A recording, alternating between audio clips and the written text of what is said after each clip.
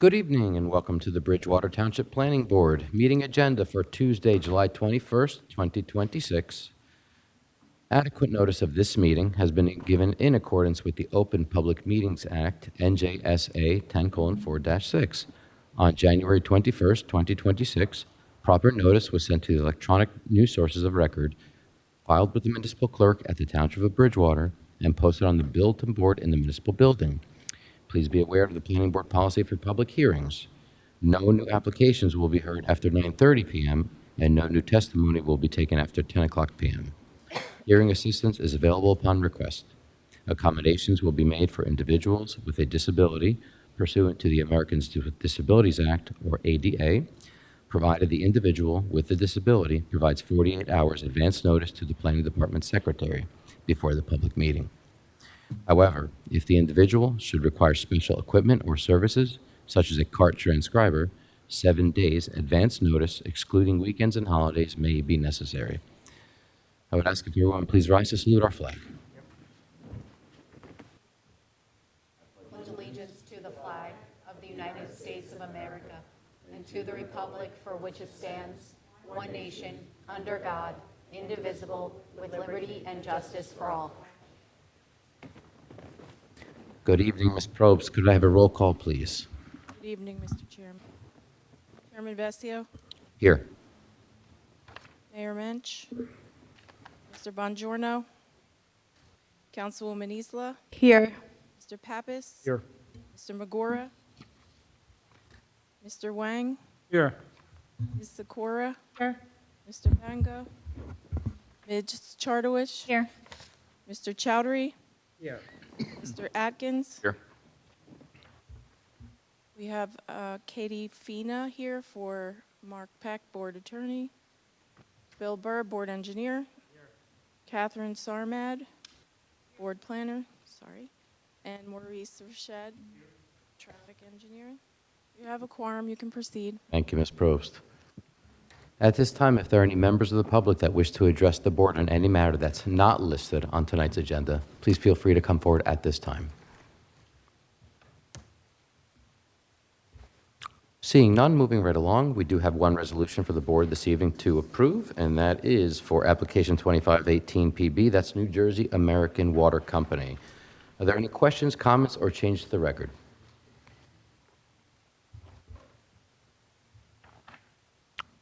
If not, I'll take a motion to approve said resolution. That's Mr. Chowdhury. I'll need a second, please. Second. That's Ms. Chartowich. Can I have a roll call, please? Yes. Councilwoman Isla, Yes. Ms. Chartowich, Yes. Mr. Chowdhury, Mr. Atkins, Yes. and that's the extent of eligibility. Thank you, Ms. Probst. Moving along to our application portion for the evening. Our first applicant is 2602 PB. That's for Tropiano Vincent. That's Block 102, Lot 1, and 1.05, 15 Campbell Court for a minor subdivision. And who will be representing on behalf of our applicant this evening?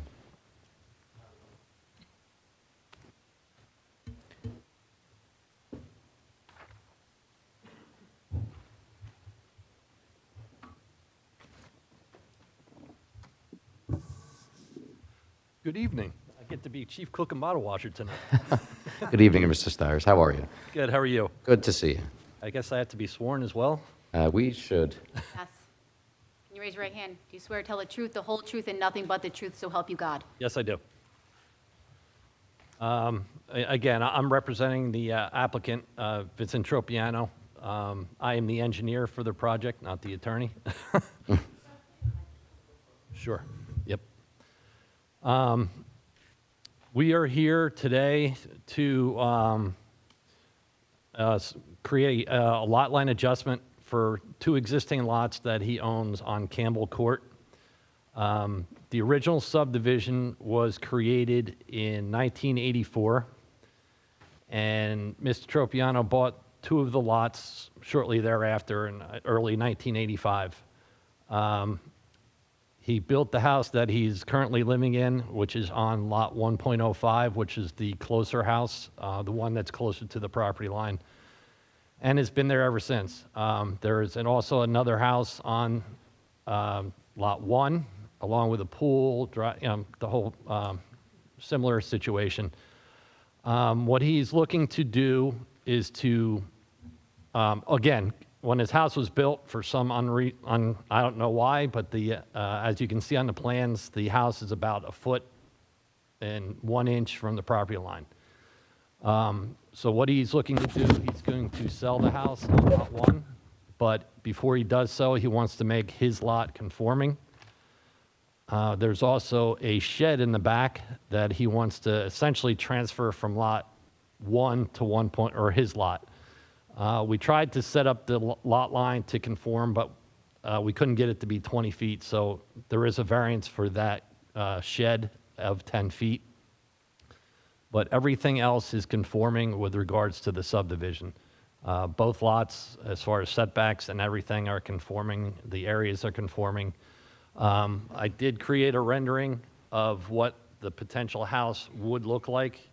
If the board, I can mark that as exhibit if need be.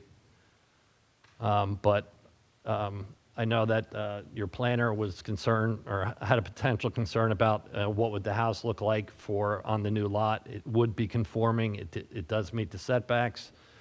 As you can see in the lower left-hand corner, you can see the river behind the properties. The flood hazard limit is in the slope of coming up from the river, but does not get onto the property. So there are no flood hazard concerns with either of the lots. So again, it's just really to correct the lot line before he sells the property. So. Thanks, Mr. Stires, for that introduction. Interesting, and I think what I'd like to do initially, if there's anybody else that you'd like to have testify, if there are any general questions from the board primarily, we'd like to start there. So to clarify, you want to move that middle lot line down a little, right? So the red is the existing property line, so especially the one right here, this is where the existing house is, very flat on the property. So that line is to be removed, and the blue line is to be put in place. So really that's the one change. Shade? Shade. You said just shade. That would be the location of the proposed house. And the shed that's going to switch property ownerships? The shed is on this lot as currently configured. Yep. So what we did was we shifted it over to the master plan. And then this is the variance right here. So we're actually coming in and making things better.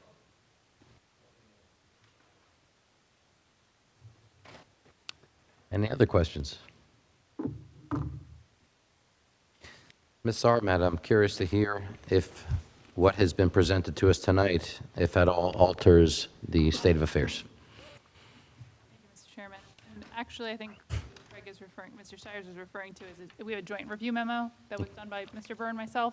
So I'm not sure if it was my comment necessarily or Mr. Burr's, but nevertheless, there were a few items in that review memo that I'm not sure Mr. Stires has kind of addressed yet.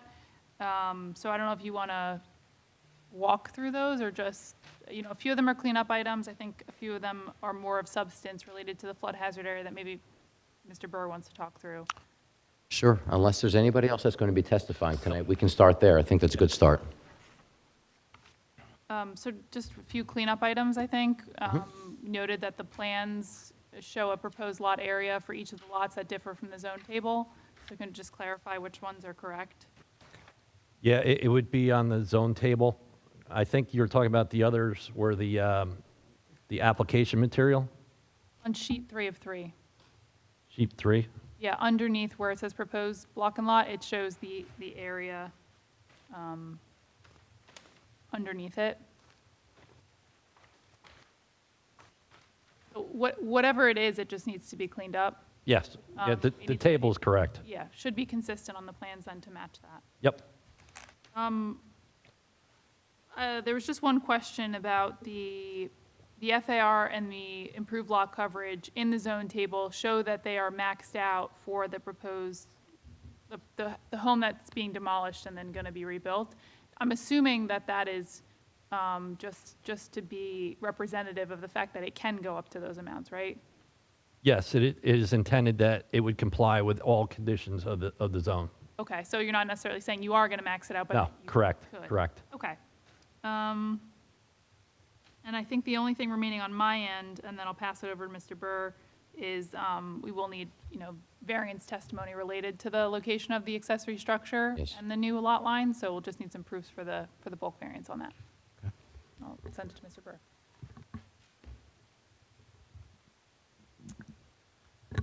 Craig, just a couple of quick points of clarification. So do you have any sense for how long that shed structure has been on what is now Lot 1?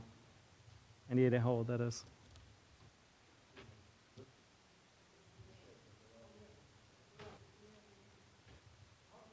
Since he built the house. Since the house was built? Yeah, so roughly 1985. Okay. And I think you mentioned it in your testimony, but when you looked at the layout of this subdivision, did you come up with any alternative alignments to where that shed could be positioned in a conforming location on what's now, I guess, going to be moved to Lot 105? I mean, if we kept moving it to the 20 feet, it started kind of compromising the Lot 1. And it's the same thing, we tried to keep it, I guess, in good practice of surveying, a straight, I mean, we could go and do a jog around it and, come up with some cockamamie, excuse me, but property line. But we tried to keep it straight and, somewhat, like I said, in normal surveying practice. Okay. And do you know off the top of your head if you did move the proposed lot line further, say, to the south, so that you did maintain that 20-foot setback, would it then cause Lot 1 to become non-conforming in any way, whether it be lot area or, I don't know if you knew that off the top of your head or if. It would start compromising for example, the house, the future house, right? Okay. All right. And the intent, as your plan shows, is to remove or to raise all of the improvements on what's now Lot 1. So there's a dwelling there now and what looks like an in-ground swimming pool. What the remains of an in-ground swimming What pool, remains. yeah. So that's the intent, is to clean up that lot, Yep, and then presumably the applicant wants to sell that lot, and there may be a house correct. built there in the future. And your testimony was, because of the existing flood hazard area line, any future development would not have an issue moving forward in light of Correct. that? Even the riparian buffer would most likely be 50 feet, which barely even gets onto the property. Even if it were a more substantial riparian buffer, the disturbance on Lot 1 already could be permitted, most likely by a permit by rule anyway. Okay. And there's a drainage easement on Lot 1, on the southerly end of Lot 1. Yes. What happens as a result of this lot line adjustment or future construction on Lot 1 does not impact that drainage structure, and that will, or the drainage easement, and that'll remain as is, and it's currently, I would assume, being maintained by the property owner of Lot 1. Correct. The state. Yeah, nothing would change. Correct. Right. Okay. Mr. Chairman, I think that's all I had for now. Oh, just one more point of clarification, just a note typo, Craig. The plan mentions Hudson, Essex. Just make sure that it reflects Somerset Union. I know how that stuff gets carried through. Yes. That's all I had, though. Thanks, Mr. Thank you, Mr. Burr. Any questions from the board? Question. Craig, could you point out the drainage easement on that plan, please?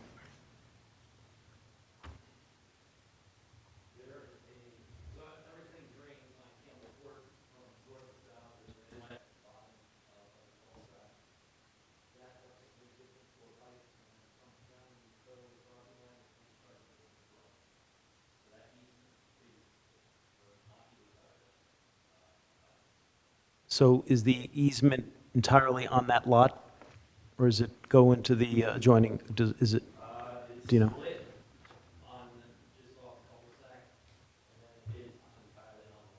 Okay. in the, there's a pipe underground, there's an underground pipe? And what type of pipe and what's the size, do you know?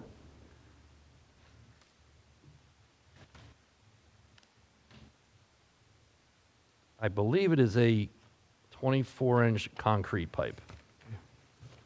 One of the things that we've discussed at the board, Mr. Chairman, is whenever there's a drainage structure on a private property, that there would be a condition of approval that the property owner would be responsible for the maintenance of that structure. Do you have any problem with that being a condition of approval? It is a public road that it currently drains.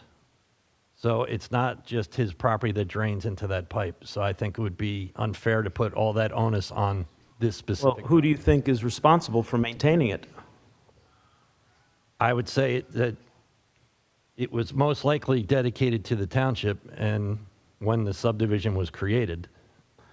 Well, we don't know what the verbiage of that easement states. It might just provide access by the township, but is unlikely to require the township maintenance of it. And so that's generally the case. We've seen when there are drainage easements on private properties, it allows the township access, but does not require the township maintain it. If that's the case, and we can confirm that, I would want there to be a condition of approval, which we've been consistently applying in every instance when there's such a type of a, even for two-lot subdivisions, as I know, a lot line adjustment, but the structure is on that property. And if you've said earlier in your early testimony that the property owner maintains the easement, I did not say that. I said there is an easement on his property. okay, well, I'm looking for that to be a condition of approval. We've been consistent, and I would, Mr. Chairman, propose that that be a condition of approval here. I would say one other thing is that if this were a standard subdivision in today's day and age, that would not be permitted by the state. So for example, if this required a detention basin But it or doesn't. stormwater facility, it cannot be put, the onus cannot be put on one lot. And that's what you're trying to do right now. So I think. Well, I've never heard it's that. contradictory to state law. I've never heard that. Can our attorney shed any light on that, or Mr. Burrow? Christina? Yes, I mean, there's a lack of information here from my perspective that I would want some, first of all, a copy of this easement as an initial matter, and then to the extent that, let's take it from there. I want a copy of the easement. The deed certainly would show Yeah, that easement. And just to piggyback on what Craig said, so if this was a new development and if it was a major development, then Craig is correct.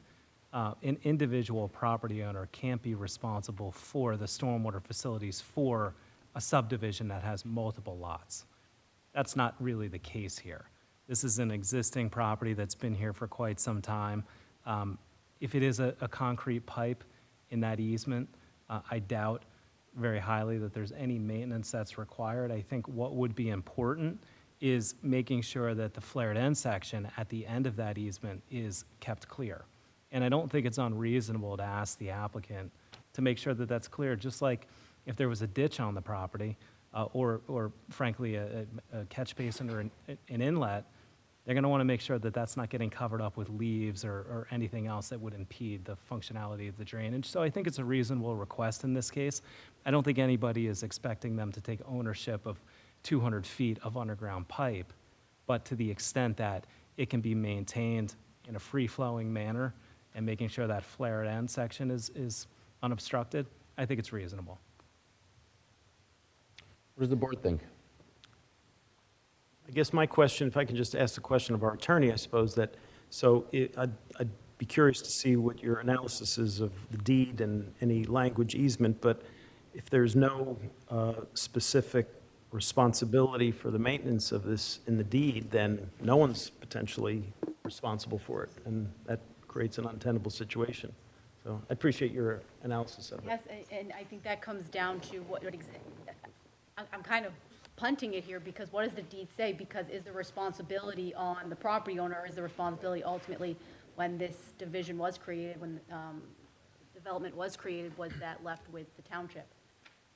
Could there be a clause or notation on any subdivision, final subdivision map, or on the resolution of approval for the subdivision?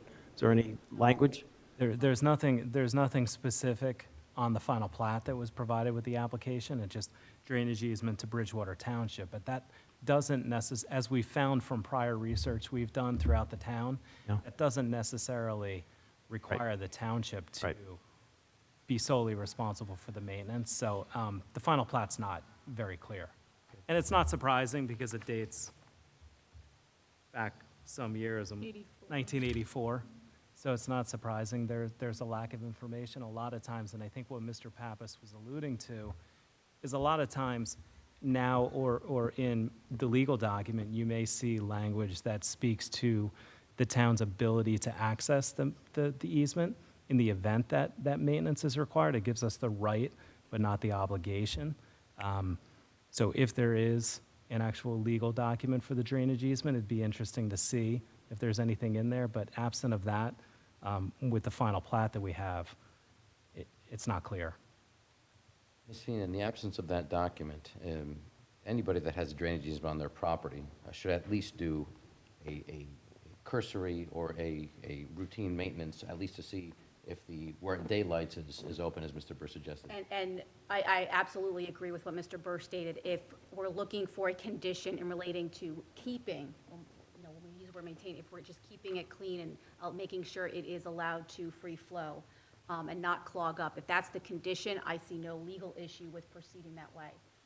To the extent that you are looking into, no, they need to actually maintain the pipe, that's a different question. I have a question to the attorney, please. Mr. Chowdhury. So I actually like what Mr. Barr says, that, okay, at least, be a courteous so-called maintainer to clean the leaves and other things. That really makes sense. We all do it in, whether it is township or our, doesn't matter. It's a common practice. Also, I think, Craig should at least agreeable to if the township wants to come and, check it out and all this thing. Those two conditions make sense. But suppose in addition to clean up the basic things, still it's a drain clog or something, who would be the responsible for that one? I personally think that, at least clients should not be responsible for that one. Still the clog there, if he basically does the regular maintenance and then clog comes there. Because clog may come internally, in the drain pipe itself. It happens many times. But I don't think this board has the authority to compel the township to maintain that. This board does not, correct, counsel? Can you repeat that question? This board does not have the authority to require the township to maintain the easement. Correct. Right. But who would be the responsible? But, this is done for in 1985. We just want. And that ultimately leads me to when this development was established, what did the deed say? What did the easement say? What obligations were taken onto the township, if any? I would need to review further documentation. But again, going back to what Mr. Burr stated, yes, this board does have the authority to put an obligation or condition on the property owner as to, keeping the flare end section of it clean and unclogged.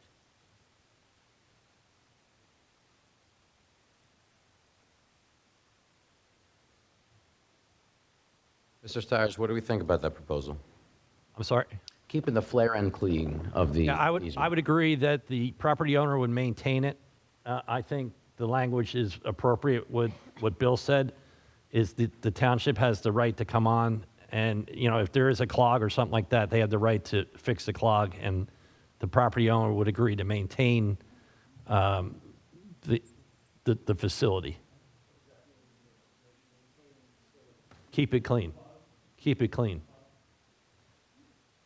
But again, if the pipe becomes clogged, not because of him or some other reason, I don't think he has the means to go, whereas the township would have the simple means. I'm sure they have plenty of equipment that would clean the pipe.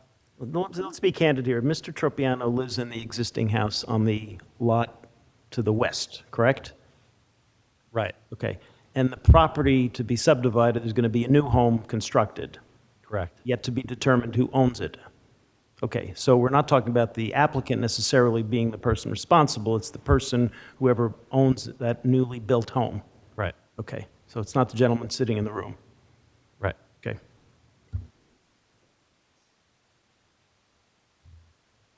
Were there any questions on this end? Couldn't we put something in there where they will keep it clear of debris at the flare end? I think that's what it was. Right. What was said, and then with anticipation that we dive into, or either Mr. Burr or whoever it is, dives into who's responsible for it at this point in time. We need to secure the document. Yeah, and that be a stipulation of, like, just coming to an agreement from Yes. there. Okay. Ms. Fina, were there being issues with that language in there? Looking for that document as well? If that's acceptable, then I see no issue. If the language doesn't exist, what would we do? If you can't find that language from the original deed, then, I would say let me try first, Yeah. and then we'll take it from there. okay. Because then I think this board then needs to decide how you want to proceed. Thank you. Any other questions? Any questions from our public? That'll close the public questioning for this applicant. Mr. Stires, I think we're aware of the document and the direction that we're headed here. Any other comments that you'd like to make? I don't believe so. As far as all the review letters, we can work with your staff and address all of those conditions.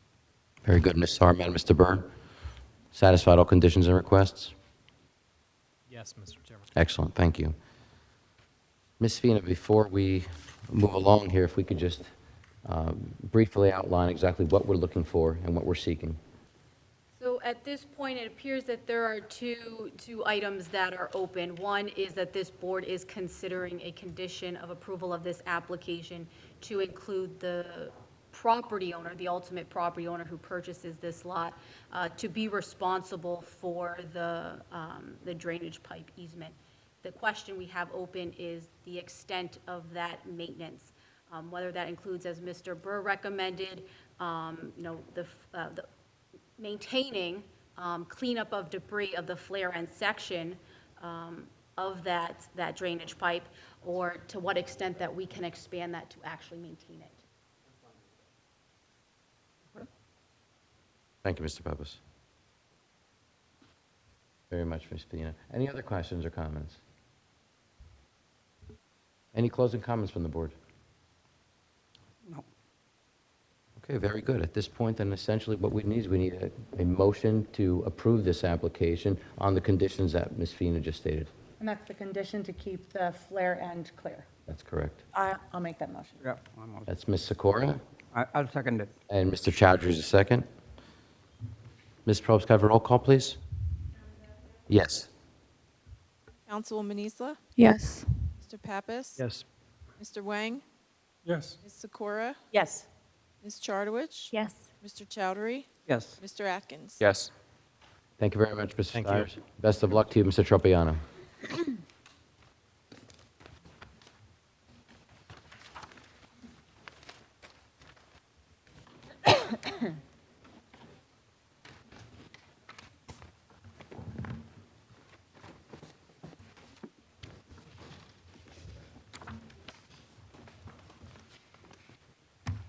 Mr. Chairman, can we have The board would like to take a 5-minute break. The time is now 7:40. A 5-minute break.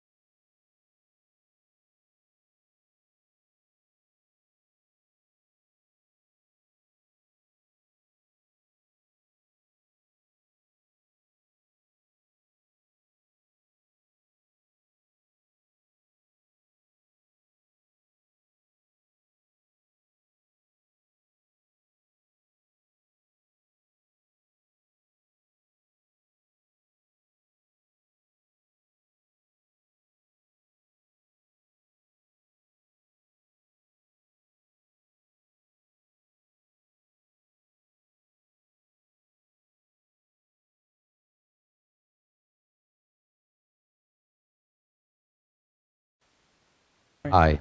Ms. Probst, could I have a roll call, please? Here. Here. Mr. Pappas? Here. Mr. Wang? Here. Ms. Sikora? Here. Ms. Chartowich? Here.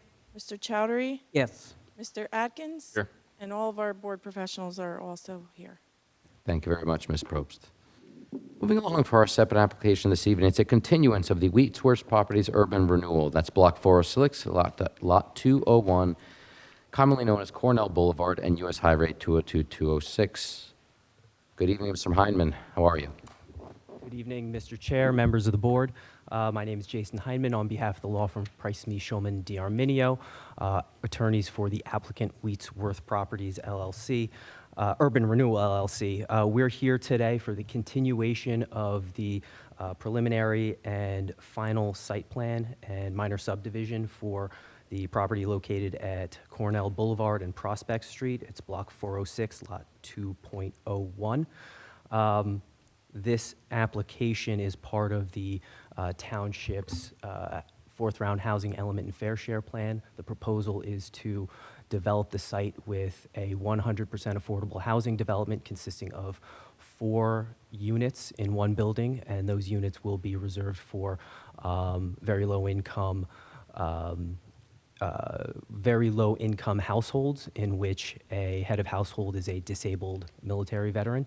And then there is a second building that will be 11 units, and that will be deed restricted for low and moderate income families. And it's a COA compliant bedroom mix. Thank you very much, Mr. Hyman. Before we proceed this evening, just to state on the record, there is a deficiency in escrow this evening before the application. Thank you. Yes, we were made aware late last week, and the applicant is aware, and he'll have that check submitted shortly. Okay, normally we do require that full escrow required there. However, this evening, should there be a judgment this evening, we do not have, or we will not most likely proceed with a resolution this evening before we have that escrow. Yes, and we don't anticipate being complete this evening. There are interested parties that will be presenting affirmative testimony, it's my understanding, so we anticipate further meetings. Okay, thank you very much. And just a quick announcement. When I arrived this evening, I did encounter the door open, as it should be. However, we have been made aware that the door did close. It is malfunctioning at this time. Please continue to leave that door open, as it should stay open during our meetings. Thank you. Let's continue. So, as you heard, just a summary of the development application. Testimony was provided at prior hearings, February 17th. You heard testimony from the applicant, Mr. Luciano Bruni, regarding the development of the site, the operations. There was testimony from our civil engineer, Michael Fisher, at the next hearing in I believe, March 3rd. He provided testimony related to the civil engineering aspect. There were some additional, I think we heard some questions from the board and some questions from the board professionals, but we were not able to complete his testimony, so we've recalled him. We'll hear additional testimony regarding some of the comments that we've received since that last meeting, and then we'll open it up for additional questions. You also heard testimony from the applicant's architect. Back in March, Mr. Yogesh Mistry, he testified with respect to the design of the buildings, the floor plans, the architectural features. He provided, he was subject to questions from the board and cross-examination from members of the public, and to the extent needed, he can be recalled at a subsequent hearing. So with that said, Mr. Fisher remains under oath. Mr. Fisher, since the last hearing, your license and qualifications remain in good standing? I think it should be on. Yes, it's still in good standing. So unless there are further objections, I'd like to proceed with Mr. Fisher's testimony. No objections from our board. Please proceed. Thank you. So picking up where we left off, Mr. Fisher, subsequent to the hearing back in March, we received a supplemental review letter from Mr. Burr, is that correct? Yes, it is. Okay, that letter is dated May 18, 2026, and you had an opportunity to review that letter? Yes, I have. Okay. And at this time, we would just like to proceed through that letter and have Mr. Fisher provide his responses. So if you could, you just want to run through that list. Sure. So it's a memo of 9 items listed in the supplemental drainage review letter. First one indicates that we are to comply with all the outstanding comments from the preceding letter dated February 12th, which we agreed to. I know that there were some outstanding items there. We can work with the board's engineer as a condition of approval to meet those requirements. Okay.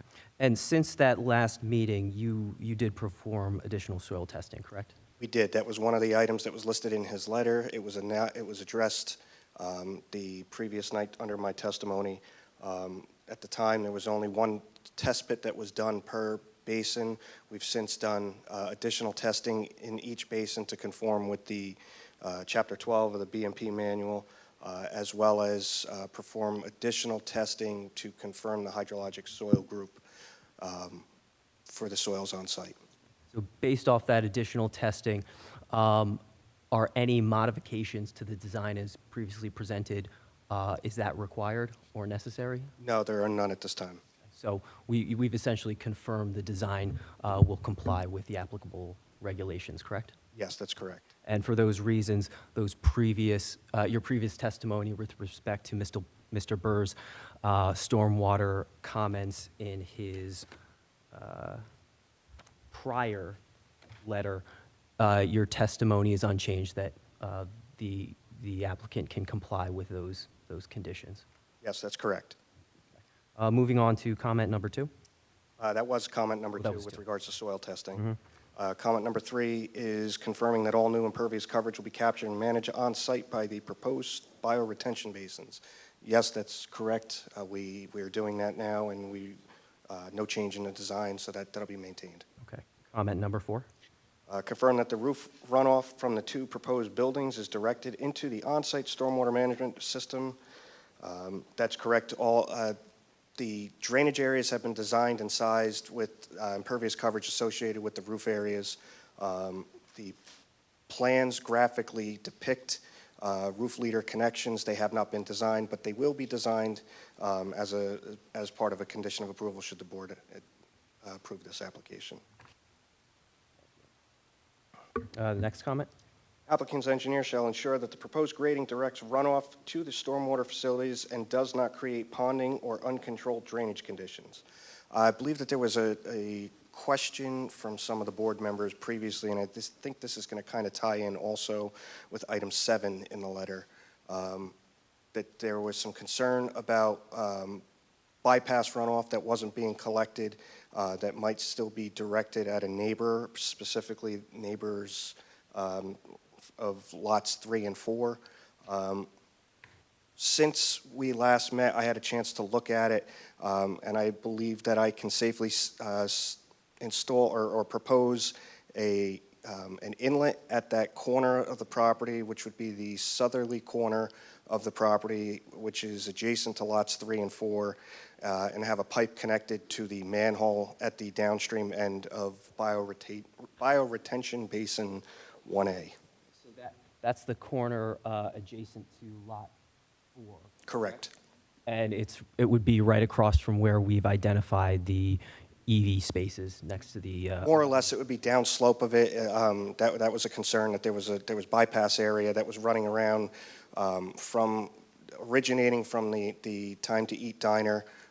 So we're going to put an inlet in there, and we'll lower it enough so that way it has an opportunity to collect any runoff and pipe it over to our system that is discharging into the inlet in Cornell Boulevard. Okay, so just circling back to your prior testimony, the existing system will capture all of the new impervious from the parking lots as well as the runoff from the building roofs, correct? That's correct. All right, and then this inlet will capture additional runoff that's not being generated from our site, but is flowing across it. That's correct. That southern corner. It's going to more or less protect, is that Lot 4 that's directly adjacent to us?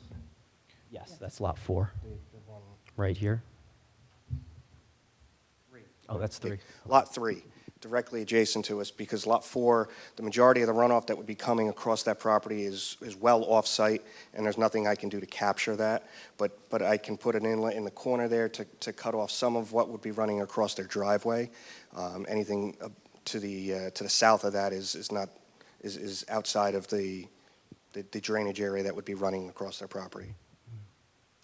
Thank you. And it's still your opinion that the proposed improvements will improve the existing runoff conditions?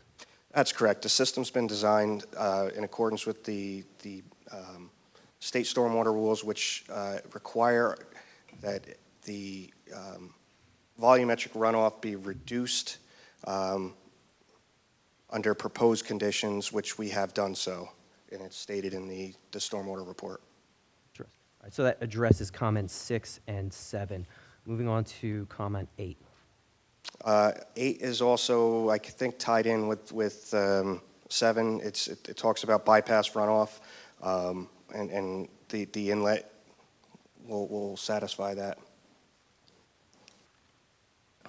And the last comment, number 9. Number 9, we maintain that we would like to submit the operation and maintenance manual as a condition of approval, should the board look favorably upon it. And the reason for that being that? It's typically a manual that gets prepared after the system has been designed and accepted, before it's been constructed, so it just minimizes the amount of what needs to be prepared and revised. Thank you. And that concludes the list from Mr. Burr. At this time, we don't have any additional affirmative testimony from Mr. Fisher, so we'll open up to questions from the board and the professionals. Thank you, Mr. Fisher. Any questions from our board? Just a clarification, the operation and maintenance manual, that will also include fire brigade and also the garbage collections and anything else? No, it's limited to the stormwater management system. Only stormwater Only management? stormwater management. Thank you. Anybody else? Mr. Pappas? Mr. Fisher, when you were here back in March testifying, I had a few questions that I never got to. So if I could,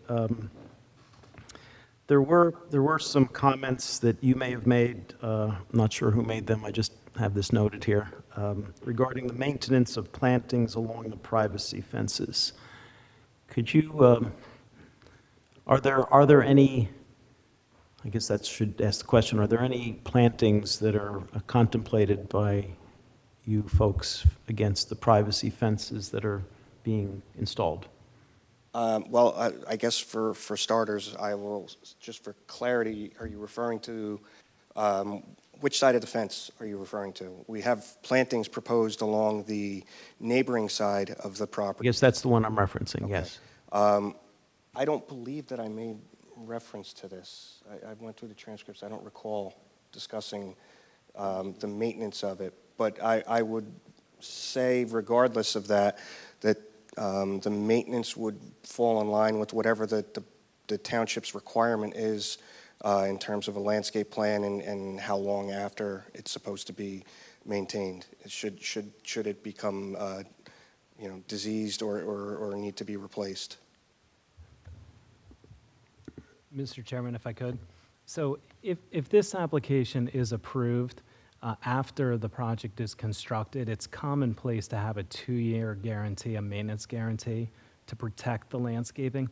In this case, however, I don't think it's unreasonable for the board to expect that the landscaping is maintained in perpetuity.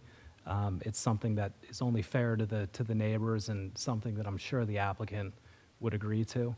But certainly there's going to be a 2-year landscape guarantee, but I would recommend that landscaping be maintained forever moving forward. Thank you, Mr. Burr. No issue. Okay, thank you. And this is a few months, I'm trying to remember what my notes meant. You testified about the sanitary sewer line, and could you just refresh my memory where the sanitary sewer line that provides sanitary sewage to this project, where it would be located? Sure, there's going to be two separate lines, one for each building. Each building is going to require a individual pump station, a lift station, given the elevation that it would need to, it wouldn't be able to discharge via gravity. So there would be two pump stations proposed. Both are located on our property. The lot 2.02, which is the 4-unit Veterans Building, it is directly between the building and the right-of-way line. And then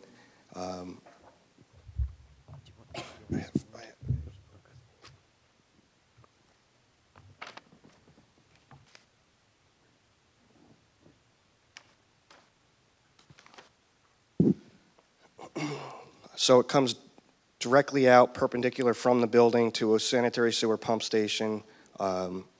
It's a gravity line from the building to the pump station, and then it pumps up to a connection with the pump station force main from lot 2.03. That pump station is located in the island on the easterly corner of the building. Could you take the cursor on the laptop there and just kind of point to the location? Sure. Thank you. So the cursor right here is on 2.02. That's where the pump station is going to be for that building. The pump station for 2.03 is going to be in this landscaped island here. And from there, it's going to come on a diagonal. Lefty's not my thing, but we'll figure it out.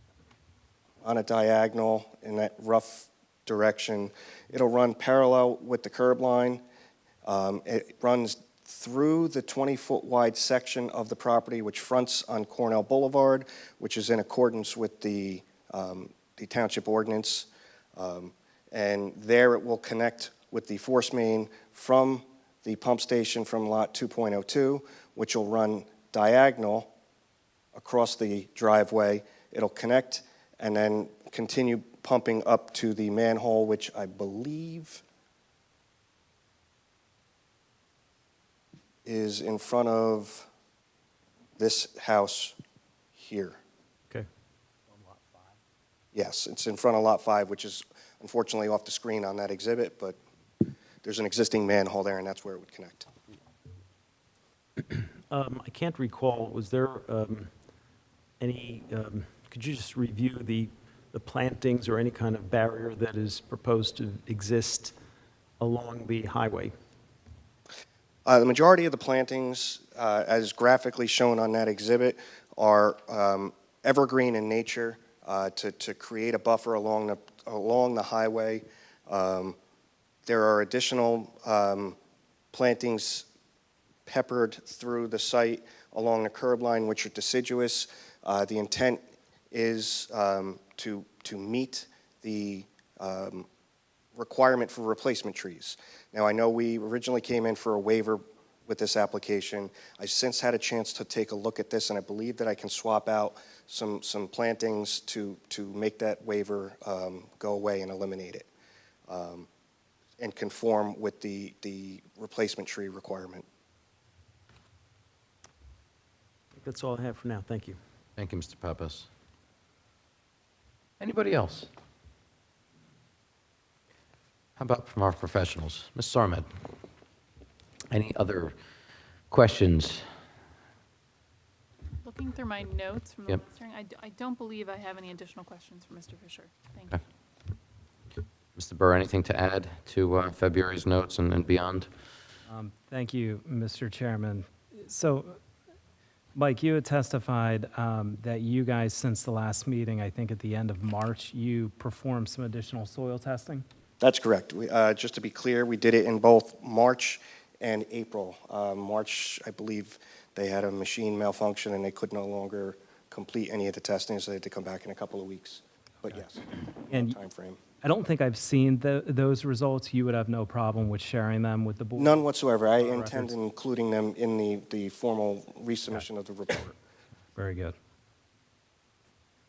Yeah, I just want to go back to your testimony about the bypass runoff and how that's going to be managed. It was a source of a lot of Q&A at the last meeting, or actually, I guess, 2 meetings ago from the early part of March. Similar to what you just did to answer one of Mr. Pappas's questions. Can you go to the cursor? I just want to make sure we're all on the same page. So essentially what's happening is on the west side of this property where the Time to Eat Diner is, there's some runoff that emanates or that originates off property, correct? That is correct. In the existing condition that currently flows across the subject property, and then eventually it meanders its way down through Lot 3 to Cornell Boulevard, to the storm system in Cornell Boulevard. Yes, that's correct. If the project's approved in the current plan, or on the current plan, the building on Lot 203 will essentially obstruct the ability of that water to flow through your property. Correct. And one of the issues that I had raised and some of the board members had raised is we want to make very sure that there's not going to be any impacts to Lot 3 and 4 fronting on Cornell. So in response to that, you're proposing to put, I guess, a lawn inlet in or a series of lawn inlets in? An A inlet. And can you just point Sure. on the plan to where approximately that? Everyone see the that's cursor? It's going to be roughly adjacent to where that tree is at the corner. So any runoff that comes from the Time to Eat area is going to make its way towards the new building on 203. And then there may be a swale or a berm Right. on the because- rear of that because you building? pointed out that the site is graded higher, Okay, so it's creating its own swale-like condition. Okay. So it's going to run off along the toe of the slope that we're creating. It'll get picked off by that inlet. I'll put it a recess it a couple inches lower, Okay. just so that way it has an opportunity to collect it all. Okay. And then from there, it's going to pipe across parallel to the curb to where the manhole is located downstream of the outlet control structure for Basin 1A. okay. All right, so that will address any potential for that runoff to impact those neighbors? That's correct. Okay. And in the course of installing an inlet and piping, is that going to have any impact to your ability to put that landscaping in? Because the exhibit you have shows some landscape plantings in that area. You think you have enough room to fit in a drain pipe and an inlet without compromising any of the new landscaping? I believe I can make it work. Okay. All right, good.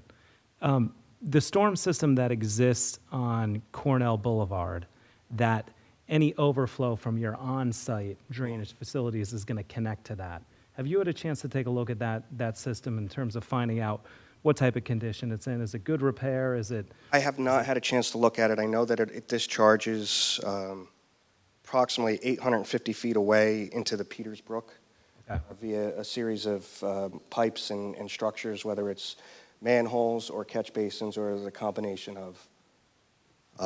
But no, I have not had a chance to inspect the system itself. I know that one of the things you had asked for was to provide a television inspection. I don't think we have any objection to providing that so long as it's up to a certain length. I mean, I don't think we should be, scoping it the entire 850 feet. Because again, runoff is going there today to that inlet and through this piping system, and we're reducing the flow to it. So that's a point I want you to just touch on for a minute. So there's an existing system in the frontage of this property, or along the frontage of this property, that you're proposing to connect to formally with this project, but your testimony is that because of the two proposed bioretention basins, the amount of water that's going to be entering that system should be less than what enters it now. Is that? That's fair to correct. say? And as a condition of any approval, you would agree to get eyes on that system that it's going to connect to make sure it's in good condition and functional to accept Yes. what runoff may connect to that. Yes. Okay.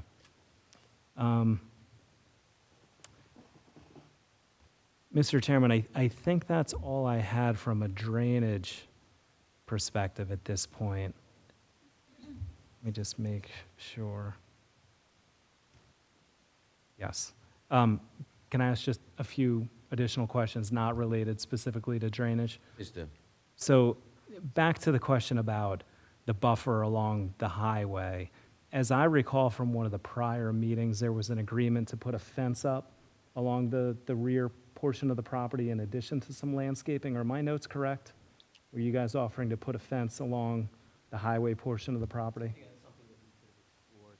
Okay. The issue came up with the fact that, we probably want to put like a 6-foot privacy fence, and whether or not that would require variance relief because Catherine was it's gonna- technically fronting a right-of-way. So, Okay. yeah, that's something that we could That's something you would we be could willing do, to but explore. it would require, just a confirmation of Okay. whether or not we needed relief and then whether this board would grant it. Okay. From a lighting perspective, I think there was some testimony previously and maybe even some board questions that the lighting plan has some dark areas, maybe some areas that are a little bit higher than the average allowed.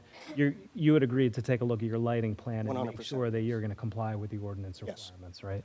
Okay. In landscaping wise, I think we just heard that you're planning to remove one of your waiver requests because you are going to be able to provide the sufficient amount of replacement plantings. Yes, that's correct. Okay. And last question has to do with two internal but outside review memos, one from our fire official, the other from our sewer utility.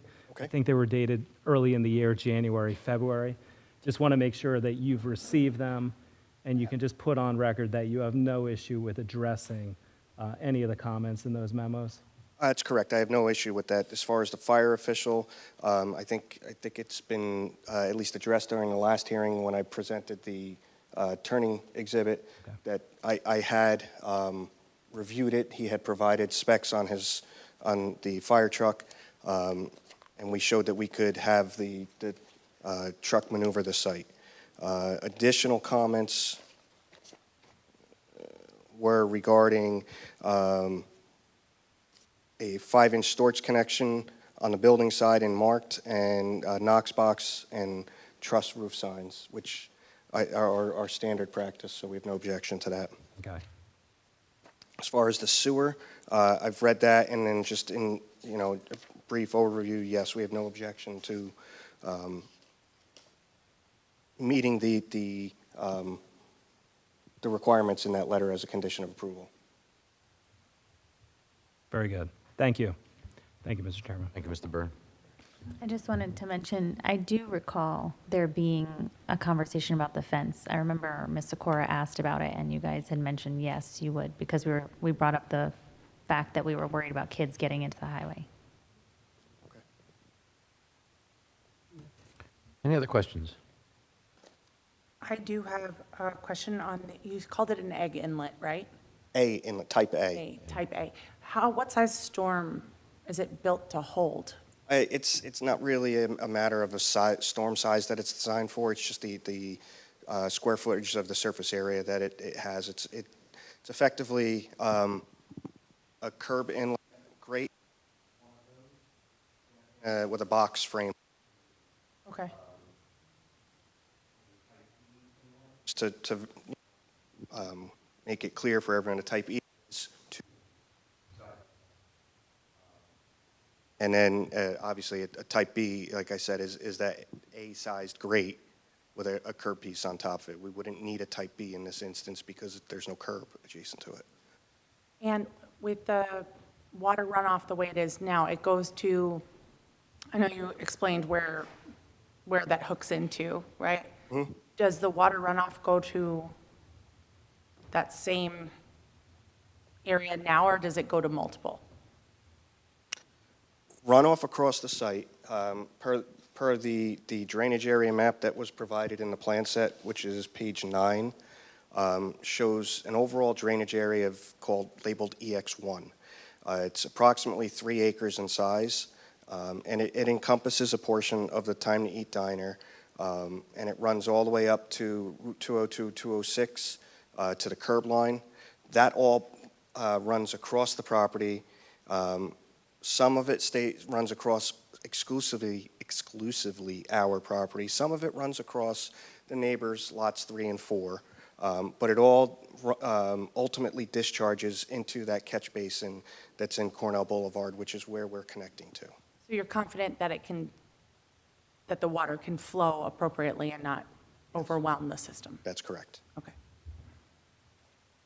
Ms. Sikora, your question's interesting. I was thinking the same thing. So after Mr. Burr asked his questions, and going back to Mr. Fisher, we were talking about using the A inlet to capture that water entering the system. Now, we talk about capacity. There's clearly capacity that you're offering, which is excellent. Prior to this, to any groundbreaking here, doesn't the rate of flow currently as it exists today, there's water runoff from time to heat into that area, so there's a slower rate of flow. So with the proposed application, the proposed improvements here, aren't we talking about an increased rate of flow, regardless of capacity? Are we worried about the increased rate of flow entering that A inlet? Like, we talked about monitoring and maybe taking a look and see what the existing issue or the existing status of the pipe is today. But are there any, Mr. Burr, are there any concerns at all of the change in the rate of flow? Because today there's quite a bit of expanse there for that water to gently dissipate as it runs off. Yeah, I mean, it's a good question. Theoretically, and I'll let Mr. Fisher chime in as well.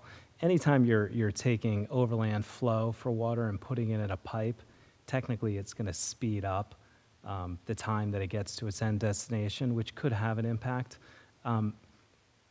What I would say is we're not talking about a large area of drainage here. I would also say that, you know, where it flows now, it kind of cuts right across the property. In the proposed condition, it's going to kind of meander its way overland flow behind the new building, and then it's going to make its way into that inlet and then travel along that property line to the rear of Lot 3 in a pipe that's pretty flat. These are not steep properties. They're not going to be steeply pitched pipes. So I really don't think that you're going to see any issue with the storm system or the impact on the storm system on Cornell. Mr. Fisher is going to have to revise his plans. He's going to have to provide calculations to make sure that we're not going to have any negative impacts. But just based on the testimony I've heard, based on my review of the plans, I don't think you're going to have a substantial impact from making that change to putting that water into a pipe. I really don't. Thank you, Mr. Burr. And quite honestly, if that does come to prove to be an issue, nothing stops the applicant from trying to keep that water on the surface through a swale or through a berm and swale, some combination, if we do think it's going to cause an impact. But I don't think it will. Thank you. Thank you, Mr. Fisher. Any other questions? If I could just verify real quick. Yes. Everything Mr. Burr said is correct. But what I would also say is that while that is specific to we'll call it the bypass inlet and pipe, the proposed systems that have been designed for this site are sized so that way the basins hold a volume of water and slowly let it out. So it will reduce the volumetric flow rate into the system at a slower rate. So I have no anticipation that system should be taxed from either the bypass or what we're releasing under proposed conditions. Good to hear. Thank you. So I just had a question on who's going to monitor the rates in real time? Well, I believe that comes in with the operation and maintenance manual. So the township, will they have any kind of oversight, like an annual report where we can go back and make sure So it goes as planned? that's one of the conditions that we had asked the applicant to agree to. They're required to agree to that operations and maintenance manual. That's commonplace now, and it's a requirement on any project like this that's a major development. We're also asking for the applicant or developer to provide an annual certification that they are in fact maintaining the facilities on the property. So, because what the township is going to have to do on an annual basis is certify to the state that the facilities are being maintained. We're not responsible for doing the maintenance on a private property, but we have to certify that they are being maintained. So we need to get a written certification from the applicant that they're doing that. This is all regulated by ordinance, and there is a fining ability on the town's end if we find out that these private properties aren't being maintained. We do have the ability to issue penalties if needed. So it's all spelled out by ordinance, and I think that it's a process that is working. It's a newer process, but it's so far so good. So we have oversight. We're not responsible for the maintenance, but we have Right. the oversight Okay. capability or ability. Thank you. Does that make sense? Yeah. Thank you, Councilwoman. Anybody else? Are there any questions for Mr. Fisher from our members of the public? Please come forward.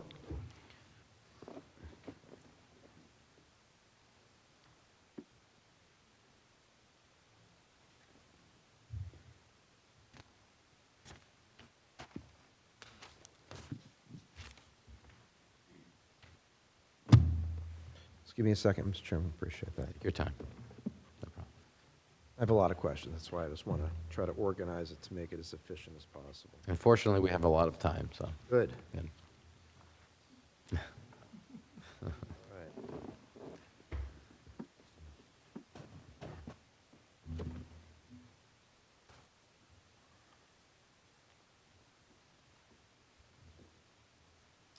Okay. Let's pop that up there.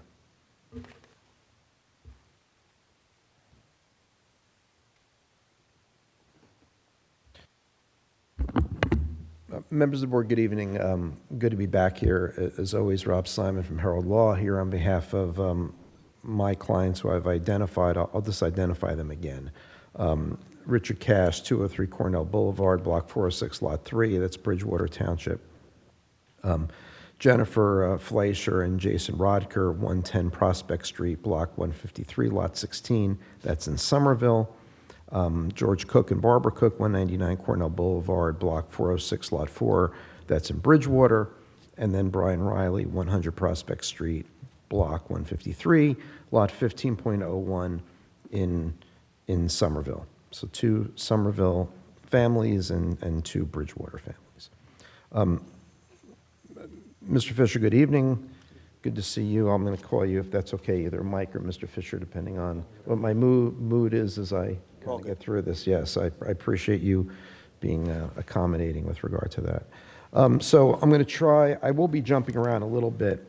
And I think that what I would like to do is maybe to sort of start, because I haven't had a chance to cross-examine you, maybe start from the beginning, and then during the course of my questioning, I'm going to, of course, ask some questions about testimony, including testimony that you gave this evening. Mr. Fisher, how many times have you been to the site? Probably about 4 times. And you reviewed the township's ordinances and master plans in connection with this application? Yes. Okay, and you're familiar with them in terms of the development that is being proposed on this site? Yes, I am. Okay, and you've created the site plan, the numerous sheets in the site plan. You've also reviewed the application materials that supplemented that site plan, whether it's the application itself or any other types of reports that were submitted by any professionals on behalf of the applicant, correct? Yes. Okay, and with regard to this property itself, have you had an opportunity to review a title search or title commitment regarding this property? I personally have not, but I know that one was done at the time of the survey was prepared. Yeah, but you yourself have not reviewed it, I have not, correct? no. Okay, thank you for that clarification. And your Exhibit 1A that you presented, the aerial, what's the source of that photo, I'll call it? The image source was, I believe, Bing. Okay, and when you say Bing, you're talking about a computer program, search engine Yes. that provides aerials, Yes, right? that's And- correct. And do you know approximately the date of that? I am not aware of it, no. Okay, and you don't know in terms of how far it was taken or any of the circumstances, right? I am not Okay. aware. Yep. In terms of the minor subdivision preliminary and final site plan set that you've submitted, just so I'm clear, the latest date that I have is December 3rd of 2025. Is that accurate? In terms of your plan sets?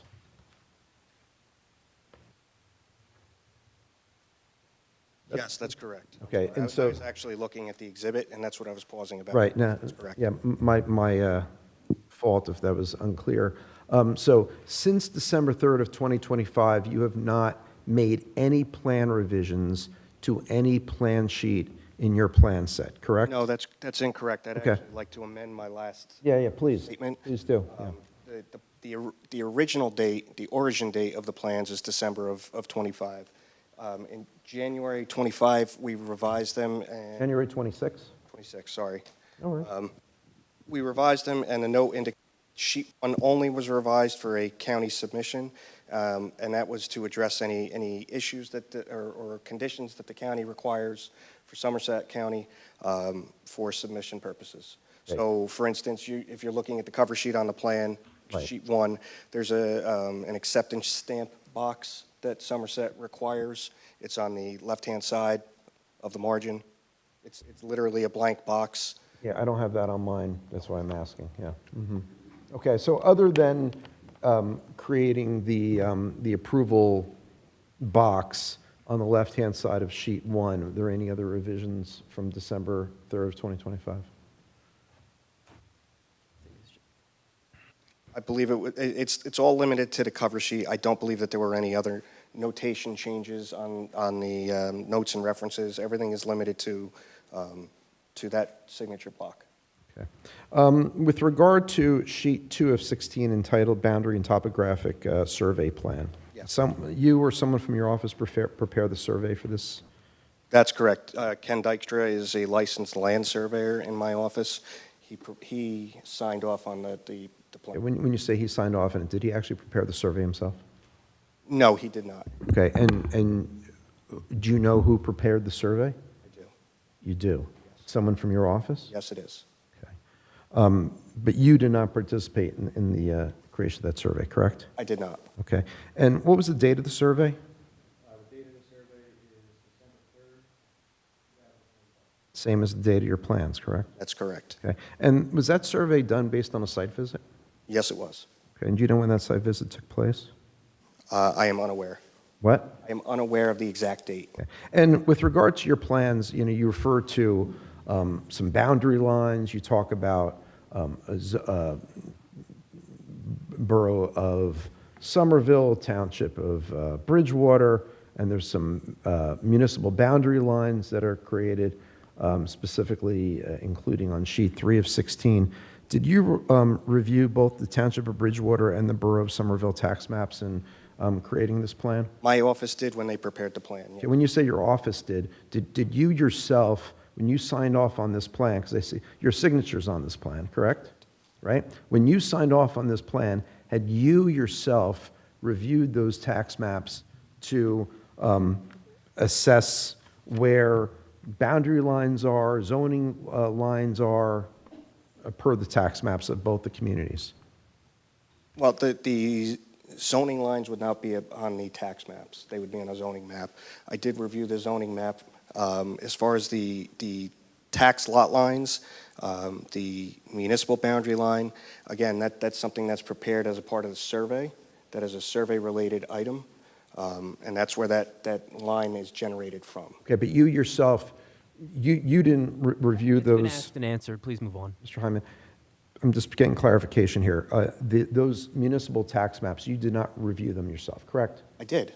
You did? Yes, And but I did you, not review them and you believe that the identification of, for example, on sheet 3 of 16, of the location of the, we'll call it the Township of Bridgewater and Borough of Somerville municipal boundary line is accurate per both of those maps? Because it says here, municipal boundary line per Somerville tax maps. Did you also review the Township of Bridgewater tax maps? My office did, yes. Okay, you did not though, correct? Okay. And so you didn't rely, you yourself did not rely on the Bridgewater tax maps when you created this line, correct? That's correct. And sheet 2 of 16 refers to Cornell Boulevard as a 100-foot right-of-way per tax map, correct? Okay, which, was that from the Somerville tax map, because that's the one you reviewed? Okay. And sheet 2, I just want to, Mike, let me just go to it, because I don't want to misstate it. Sheet 2, note number 3, refers or references NJDOT plans dated July of 1987. Was that 67? Yes, it is. Okay, hold on. My mistake. I think it's 87, You're correct. right? So what does that note 3 refer to, and what's its relevance to sheet number 2? So again, when my office prepares a boundary and topographic survey, they don't just rely solely on the deed of the specific property itself, but they research deeds and filed maps, and in this case, because it's adjacent to a state highway, DOT maps, and they review that and they prepare the boundary survey based on the review and assessment of all of the maps together. Okay. Were all those maps provided as part of this application for the public and the board professionals to review? No.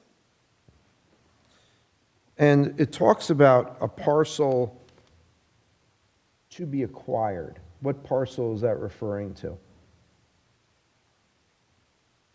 See what I'm talking about? So, and I apologize for continuing to take my glasses off. It is what it is as you're getting old.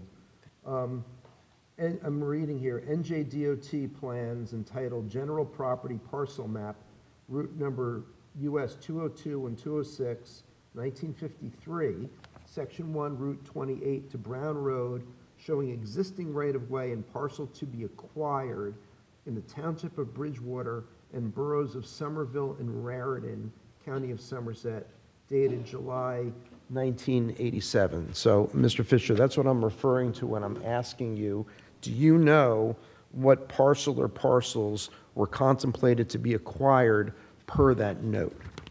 No. And do you know whether, because I didn't see it, whether those parcels to be acquired were actually depicted on the survey that your office prepared? Since I already answered no to the previous question, the answer is no again. Okay, and so you don't know if that land was actually acquired or not acquired? Okay. Sheet number 2, note 4, the next one, refers to NJDOT plans dated March 8th, 1991. Do you know what that refers to? The construction plans of 202 and 206? In other words, note number on sheet number 2,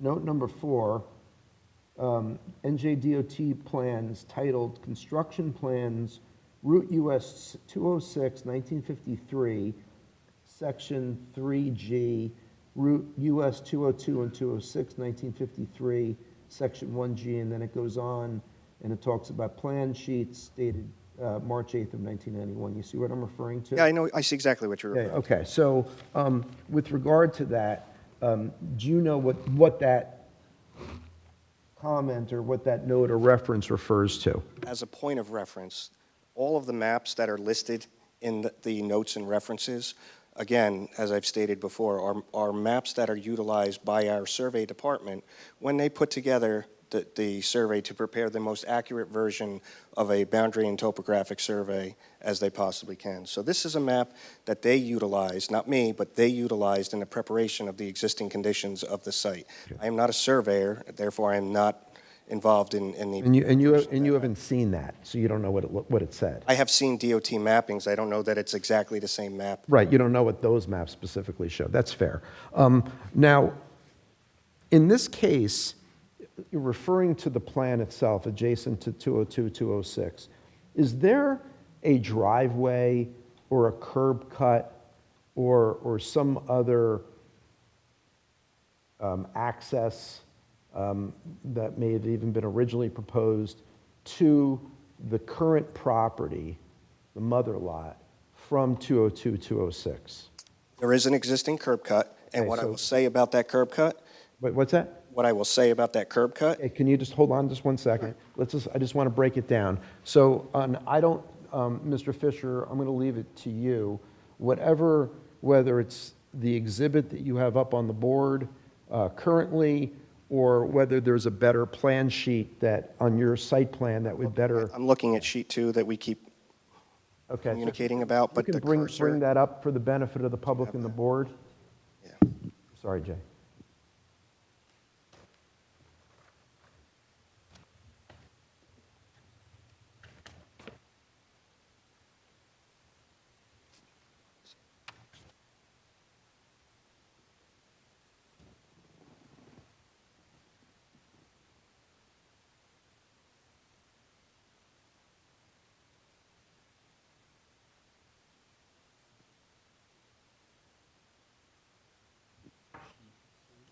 Yeah, thank you, Jason.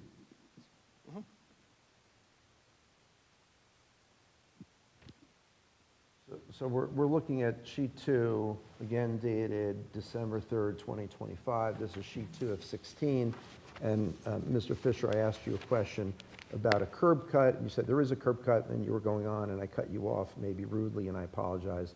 But I just wanted the board to get a visual and the public to get a visual as you continue your testimony regarding the curb cut by first identifying on sheet 2 approximately where that curb cut is, and then whatever else you were going to say. Sure. So while you were just talking now, I zoomed in on sheet 2, and you can see that the curb cut is a heavier line near the inside corner of the mother lot, as you refer to it. So the curb cut is right here, So the curb cut is, almost in the middle of the property. okay, because, and I apologize, Mr. Fisher. What's the date? Only because what I'm looking at right now on a copy of, sheet 2 of 16 with the December 3rd date, I don't see that line or any of those notations that, Date of the survey is the origin date. There's no additional date. December 3rd, 2025.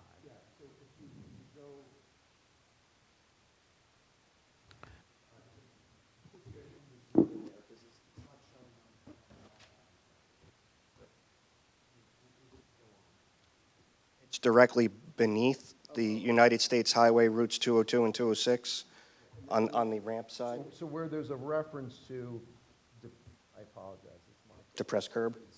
Yes. Where it says depressed curb, that's what you're referring to. Yes, I am. That's a current, and that's located off the property. That's correct. It's located within the DOT's right-of-way on their curb.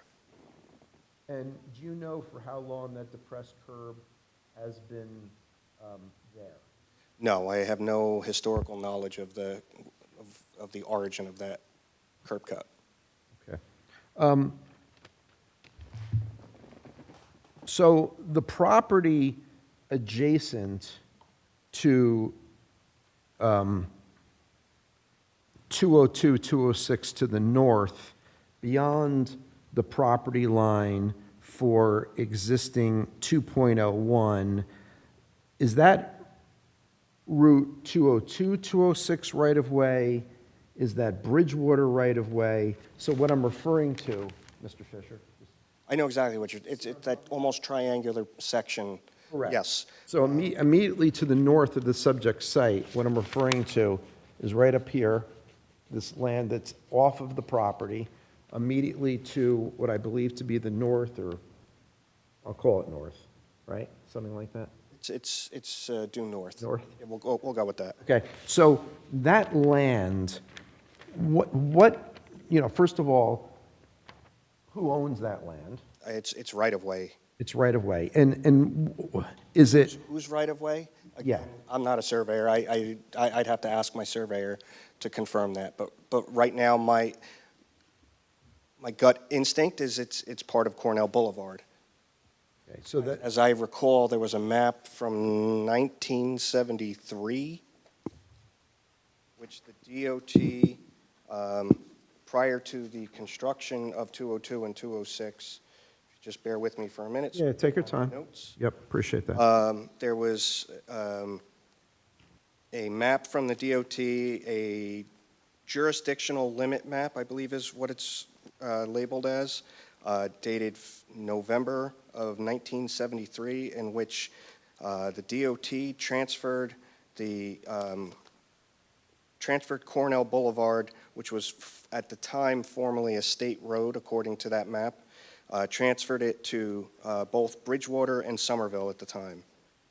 Okay, so that land then in the triangle, that is, from what you believe, without verifying it, is likely Cornell Boulevard right-of-way? Likely, yes. Likely, okay.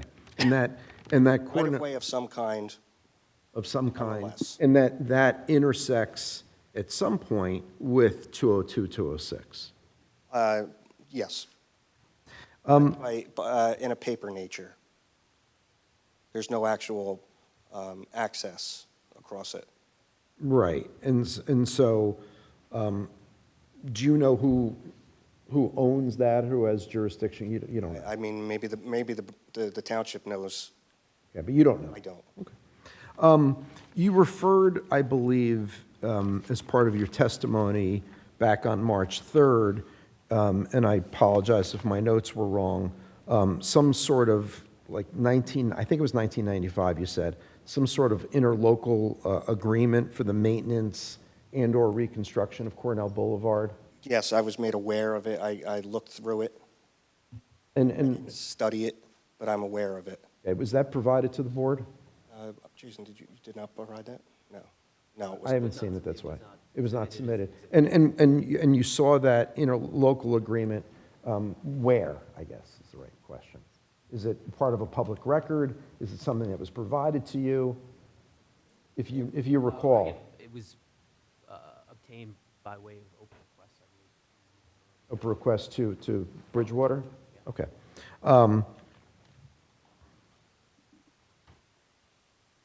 Okay. And regarding Cornell Boulevard, and you said, and you referred to it as a 100-foot right-of-way, do you identify in your plan how much of that is in Somerville versus Bridgewater? The actual right-of-way itself? Yes. Or the traveled way portion? The actual right, we're going to start with the right-of-way itself. According to my maps, it's approximately down the center. Down the center. Slightly askewed, but for the most part, down.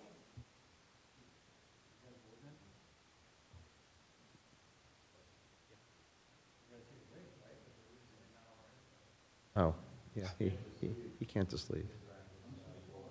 Let's take a break. Correct. Let him go, let him go. No, I'm sorry, slipped my eye there. You want to take, We could take a quick break. Yeah. Why don't we go ahead and take a break? However, I think there's a good opportunity to kind of let's get the wheels in motion a little bit more, because these questions are good, but I want to get a little bit more progress out of some of these questions as well. So I'm getting We're getting exactly hot. the answers I was. Very good. So it's, Okay.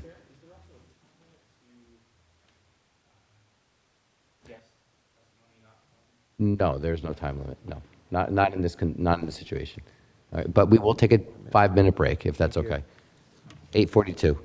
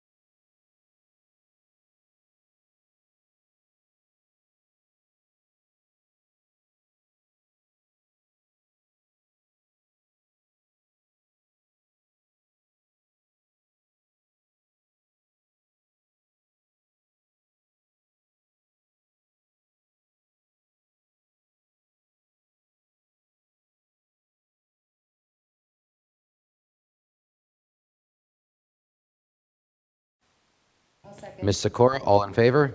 Aye. Ms. Probst, could I have a roll call, please? Chairman Vessio, Here.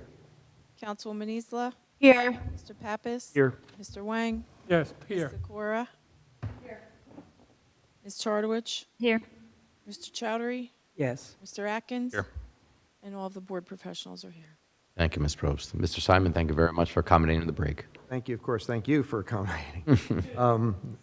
Truth be told. Okay, Mr. Fisher, thank you. You good? Test, test. Good, okay. Mr. Fisher, I recall from your prior testimony that you're aware of an encroachment, existing encroachment on the adjacent diner lot, Block 406, Lot 2, onto the subject property, correct? Yes, that's correct. Okay, and that's the paved parking lot in the northwest corner of the parcel, That's correct. right? And just to clarify, I believe you testified that it was an approximately 6-foot encroachment, 50 feet in length.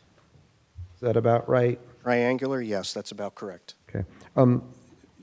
You have not observed the diner operation encroaching on the subject property, correct? In terms of them parking. Yeah, have you, I should have asked it a different way. Have you observed the diner operation, whether it's employees, patrons, et cetera, or just people just parking there? I have, actually. You have? Yes. When did you make those observations? Aerial photographs, not aerial photographs, Google Street View gives you an ability to look. You can see that. I actually have been in this area frequently over the last couple of weeks as my daughter plays travel softball, so I've been in Reddington quite every weekend, so I pass by there every Saturday and Sunday. So I have noticed it a few times. And when you say because of What I will also, is it travel softball, you said? Yes. In Reddington, and you pass by it on Saturdays and Sundays? Correct. What are you observing? I observe cars that park across the white striped line. There is parking that is striped, that is well within the diner's lot side, and that is obviously displayed on the aerial image. The diner patrons and/or workers, I guess, park across that. Okay, if I'm looking at sheet 2 of 16 dated December 3rd of 2025, it depicts a sign by Mr. Dykstra. It depicts a paved parking lot in that northwestern corner of the subject property, lot 2.01, with striped parking stalls actually encroaching and located on a portion of your property, That's correct? incorrect. It is not striped. It's a cross-hatching to indicate the encroachment by nature of itself. So what we're looking at here, The striping is not actually on that plan. The striping is displayed on both exhibits A1 and A2. so the fact that it says paved parking lot, all those lines, you're saying that's your interpretation of cross-hatching and not actual parking spaces? Correct, because a parking space would be in nature 9 by 18, and those lines are probably about 1 to 2 foot wide and parallel. Plus, it also extends along through the driveway into the curb cut for the diner, Okay. which would also not be parking. Okay. And so with regard to the parking that you observed on Saturdays and Sundays even recently, are those passenger vehicles, are they trucks? What I didn't take that. I'm driving, so I have an obligation to pay attention to the road, but I do. We appreciate that. Knowing the nature of my being here, I do pay attention to Yeah, of course. But you or no one at Dykstra Walker have made any types of recorded observations in terms of number of vehicles, types of vehicles, the extent of the encroachment, for how long the property or how long that property has been used by the diner and its patrons for parking or otherwise? You don't No. know, right? Okay. And are you aware, and you said you talked about Saturday and Sunday, what about during the week? Do you have any idea what goes on during the week there? I do not. I'm not down this area. Right. at all. And are you aware of actual trucks, parked trucks on the property? No, as I stated before, I'm not aware of specific vehicles that park there.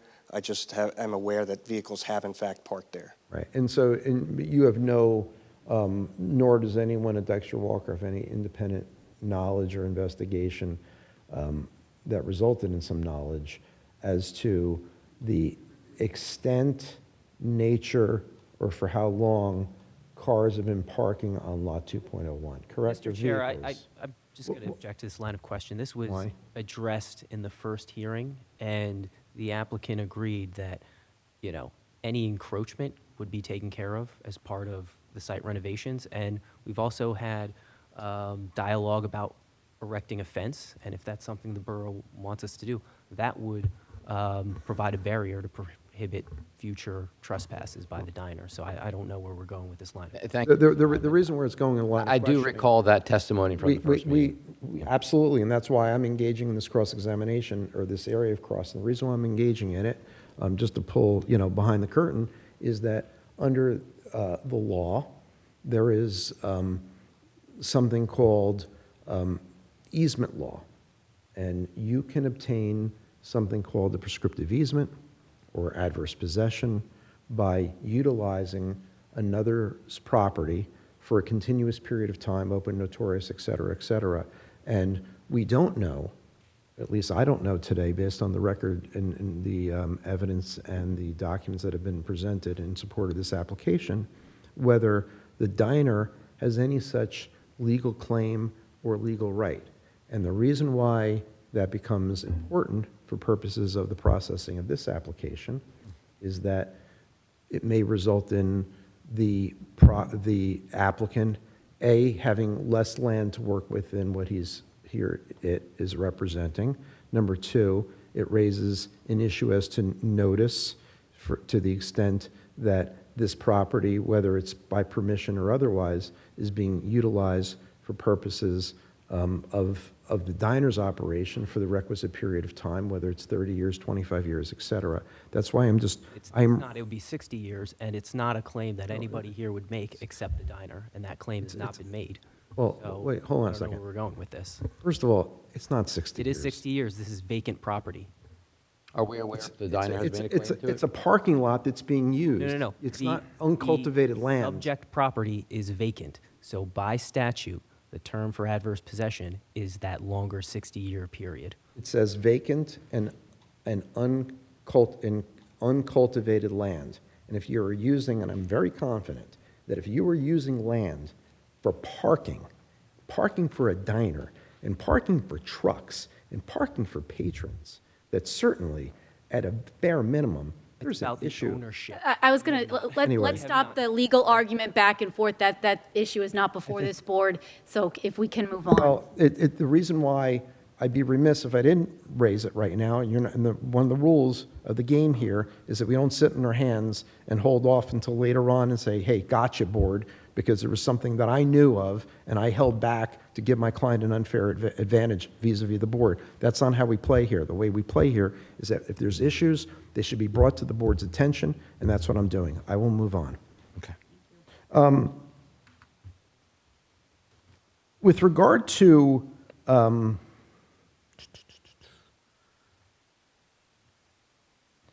you have on your plan the proposed development, Mr. Fisher, on sheet 4, the site layout plan. And I know we had a discussion earlier in the hearing, or the board did, raise some great questions, I think to you and maybe to the applicant, as to potential location of an outdoor play area on this site. And I believe, and I apologize if I'm not remembering it correctly, that the response to that is that that's going to be taken into consideration or something along those lines. Has the applicant team done any type of further investigation or contemplated outdoor play areas or patio areas for the residents on the site? And if so, where would those be located? So, yes, it was discussed at the last hearing. It was discussed in the form of amenities. It wasn't specific to playgrounds or play areas or patios. But what I can say is I did look at that, and each parcel adjacent to the building has at least 600 to 800 square feet in contiguous area where land could be made available for such amenities as picnic tables and things like that. Picnic table? Yes. Okay. Why don't you show me, if you would, on sheet 4 of 16, specifically, and actually, you know what, let me do it one better. Can you bring up the landscaping plan that's being proposed? You want the colorized? Yeah, let's do the colorized one, sure.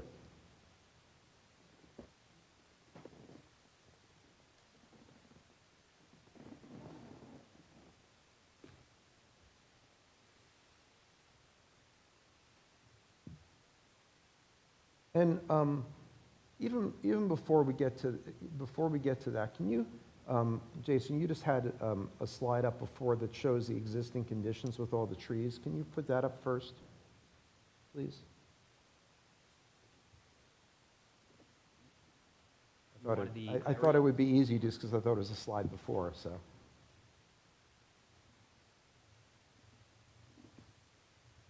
This one? Yeah, that's great. Just real quick, so that's this is an aerial, I don't know what exhibit it is. A1. That shows it's an aerial of existing conditions, and obviously there's a lot of tree and tree canopy that is currently on the site, correct? That's correct. Okay. And that tree canopy is proposed to be removed in connection with the development of this property, correct? Yes, it is. Okay. And on the actual plans themselves, is there an identification of the number of trees that are proposed to be removed in terms of size of tree, type of tree, diameter, breast height of tree? Yep. Page...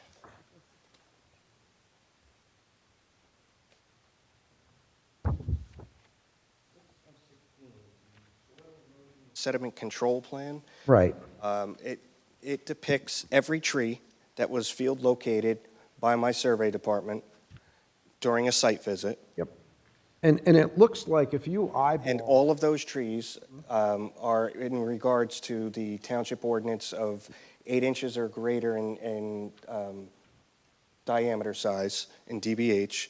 And then as you look at that plan, there's a tree inventory list on the left-hand side, which indicates all of the trees to be removed. Right. And so with regard to this, first of all, if you compare sheet 6 of 16 to exhibit A1, there's in terms of visually, there are a lot more trees on exhibit A1 that are currently there than what you are showing on sheet 6 of 16. I don't think that's a fair assessment. I think what you're seeing is the tree canopy, which the symbols noted on the plan don't necessarily do enough justice to depict such canopy. Okay. And that's a standard. Right. So thank you for that. So basically, what you're saying to me on sheet 6 of 16 is that the trees that you're depicting that have X's through them, that are proposed to be removed, do not fairly represent the actual size of the canopy that each tree has. Is that fair to say? I agree with that. Okay. But go ahead. Right. So we'll get back to trees in a couple minutes.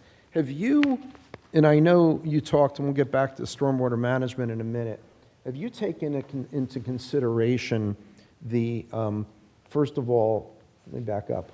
Have you done an inventory of trees that are proposed to be removed, trees, plantings, hedgerows, that have a diameter breast height of less than 8 inches? No. So you can't tell the board whether there's going to be 100 or 150 of those, or 50 of those trees are going to be removed as part of this development, correct? That's correct. Okay. And you have not done any type of assessment as to the water impact as a result, and stormwater impact as a result of clear cutting the trees that are on this property.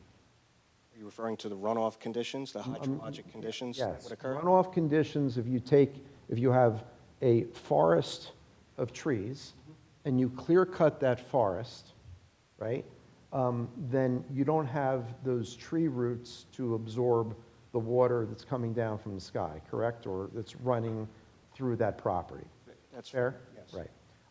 So, and I apologize, I'm being clumsy in asking you the question, but I'm not an engineer. So have you done an assessment of the impact on stormwater, simply putting the BMPs aside for the moment, of the removal of not just the trees that are on your tree inventory, 6 of 16, but also trees that have a diameter breast height of less than 8 inches, and the impacts of the removal of all of those tree roots on this property? You can't ask that question without wanting to know the answer of the BMPs themselves, because the BMPs themselves offer any type of increase in runoff that might happen if there's no tree cover. If there is no tree cover. Correct. Right, but because we have the tree cover, that's what I'm asking you. in a Right, and that's clumsy why way. I have the BMPs in place to contain any additional runoff that might be generated.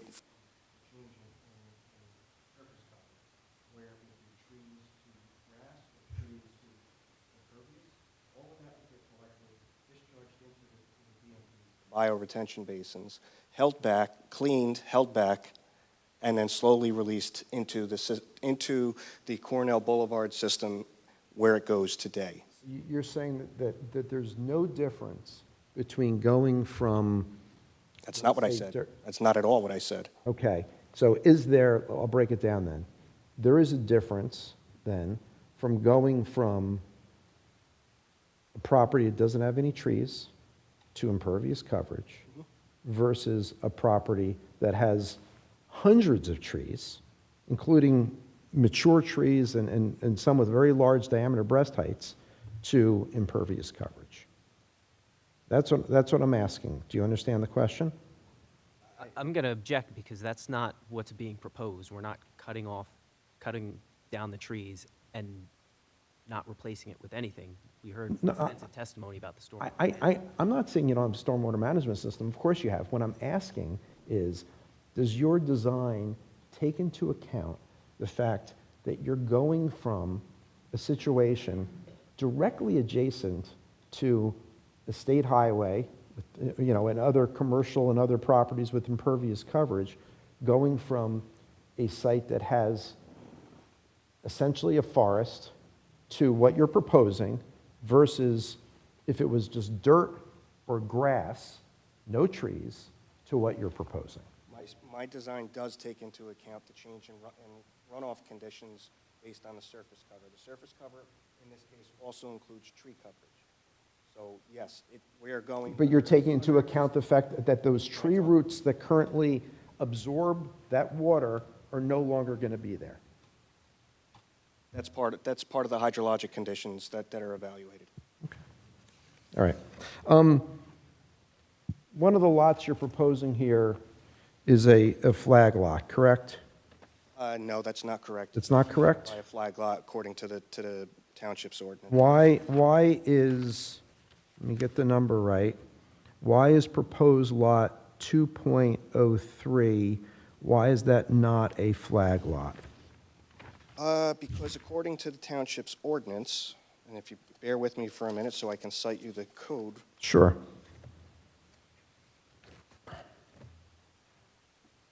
There's a section within the ordinance that talks about the when you're creating a lot, you have to provide a minimum width of 20 feet to allow utilities to be extended up the property, and that does not designate it as a flag lot.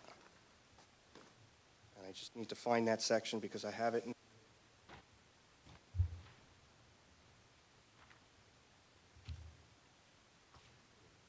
So it's part of the AH3 zone requirements. It is paragraph D, subparagraph number 2. I'll read it to you verbatim.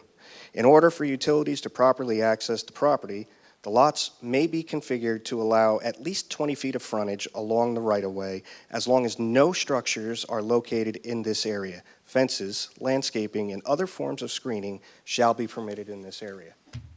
Right, so the ordinance allows you to provide utilities with a minimum width of 20 feet, okay? Does the ordinance, the was it AH3? Yes. Right. AH3, it doesn't say, though, that this is a permitted flag lot, correct? You know, you agree that flag lots are prohibited in the township, correct? That's correct, but this is not defining it as a flag lot because of this condition. Based on what you just read? That's correct. Okay. And does proposed lot 2.03, does that lot provide access, public access for a vehicle to that property? Direct access? Does not have direct access. It has access via an easement across lot 202. Okay. So because of the easement, which we'll talk about in a minute, and you don't have public access, the applicant needs a planning variance pursuant to Section 34, 35, and 36 of the municipal land use law, correct?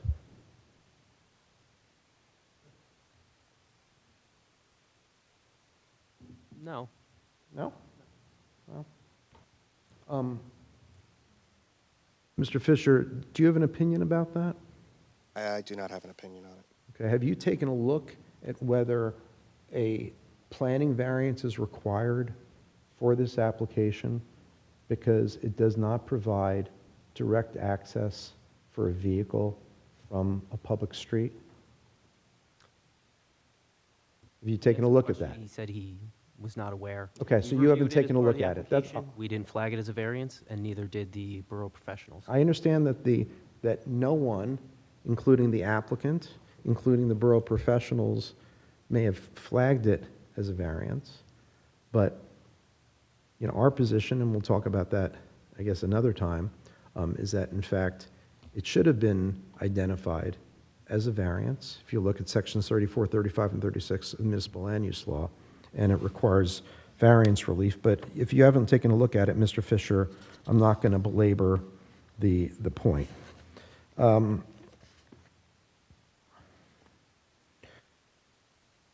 you aware of any lot created in Bridgewater that has been approved with this type of lot configuration, you know, no direct access for vehicles and a 20-foot, what I'll call flag stem? Are you familiar with that, Mr. Fisher? I am not familiar with any other properties that have been designed in similar nature. For none, even multifamily residential in Bridgewater, correct? You're not familiar with those? Correct. Okay.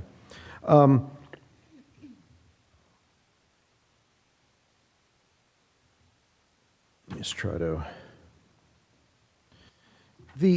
with regard to the easement that you're talking about, right? So that the lot 2.03 is relying on an easement from lot 2.02 for vehicles, correct? Yes, that's correct. Okay.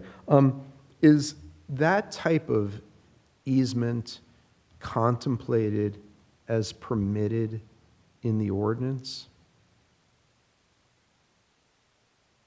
I mean, it's an access easement.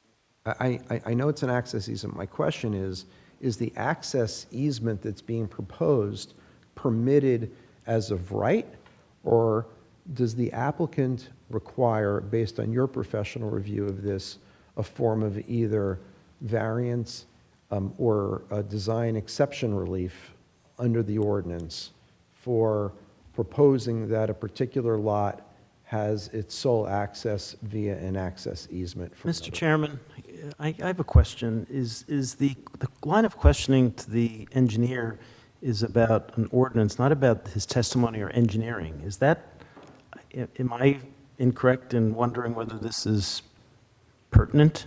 So the reason why I'm asking our chairman, our attorney. if you So don't I am seeking testimony and questioning, a line of questioning. It's a little bit more progressive at this point. We want to make some progress. You know, I recognize what time it is at the moment, and I recognize there are other people in the audience, and we potentially have some more testimony. So I would like to hear things that are a little bit more appropriate to the engineering line of questioning. Well, I think that, first of all, Mr. Fisher, in response to that, on sheet 1 of 16, put together a zoning table. And he put together zoning requirements. And I don't need to get on a soapbox to say, as I said earlier, that to the extent that any member of the public identifies the need for relief that has not been requested by the applicant, that he or she should not be sitting on his hands or her hands until the close of making a summation, right? It's not fair to the board, frankly. It's not fair for the board's professionals, and it's mostly not fair to the applicant, right? It's not a hide the ball thing. So the reason why I'm raising these in a public forum is not to show that I'm smart or what have you. It's to help the process. It's not supposed to be an adversary proceeding, right? We don't intend it to be, but we're trying to make sure that all consideration is made of all relevant, proposals regarding this development application. I will move on, and I appreciate you making the comment. I do. Well, it's not just a comment. A lot of the questions that we're hearing now, we visited these back in February, and a lot of the questioning actually was brought up by the board members. We talked about trees. We talked about trees in a specific area, what would happen in that scenario. So I appreciate and I understand exactly why you're asking this line of questioning, but let's just continue to move on a little bit. That's fine. Okay, with regard to trees, we'll go to the landscaping plan. You want to talk about trees? So, with regard to the landscaping plan, and I'm sorry, Mr. Fisher, the tree removal plan is on what sheet? The tree removal plan is on the soil erosion and sediment control plan, which is sheet 6. So in referring to both sheet 6 and sheet 8, so you identify on sheet 6, and what I'm referring to right now are the trees that are adjacent to my client's properties on Lot 4 and Lot 3. And specifically, the comment that you made earlier, Mr. Fisher, that the circles with the X's through them do not accurately depict the actual canopy of those trees. So you have not done an investigation yourself as to the actual size of those canopies and the associated drip lines in terms of the root systems of the trees that are on or immediately adjacent to the common property line with Lot 4. That's been asked and answered. He did not survey the site. Okay, he didn't survey the site.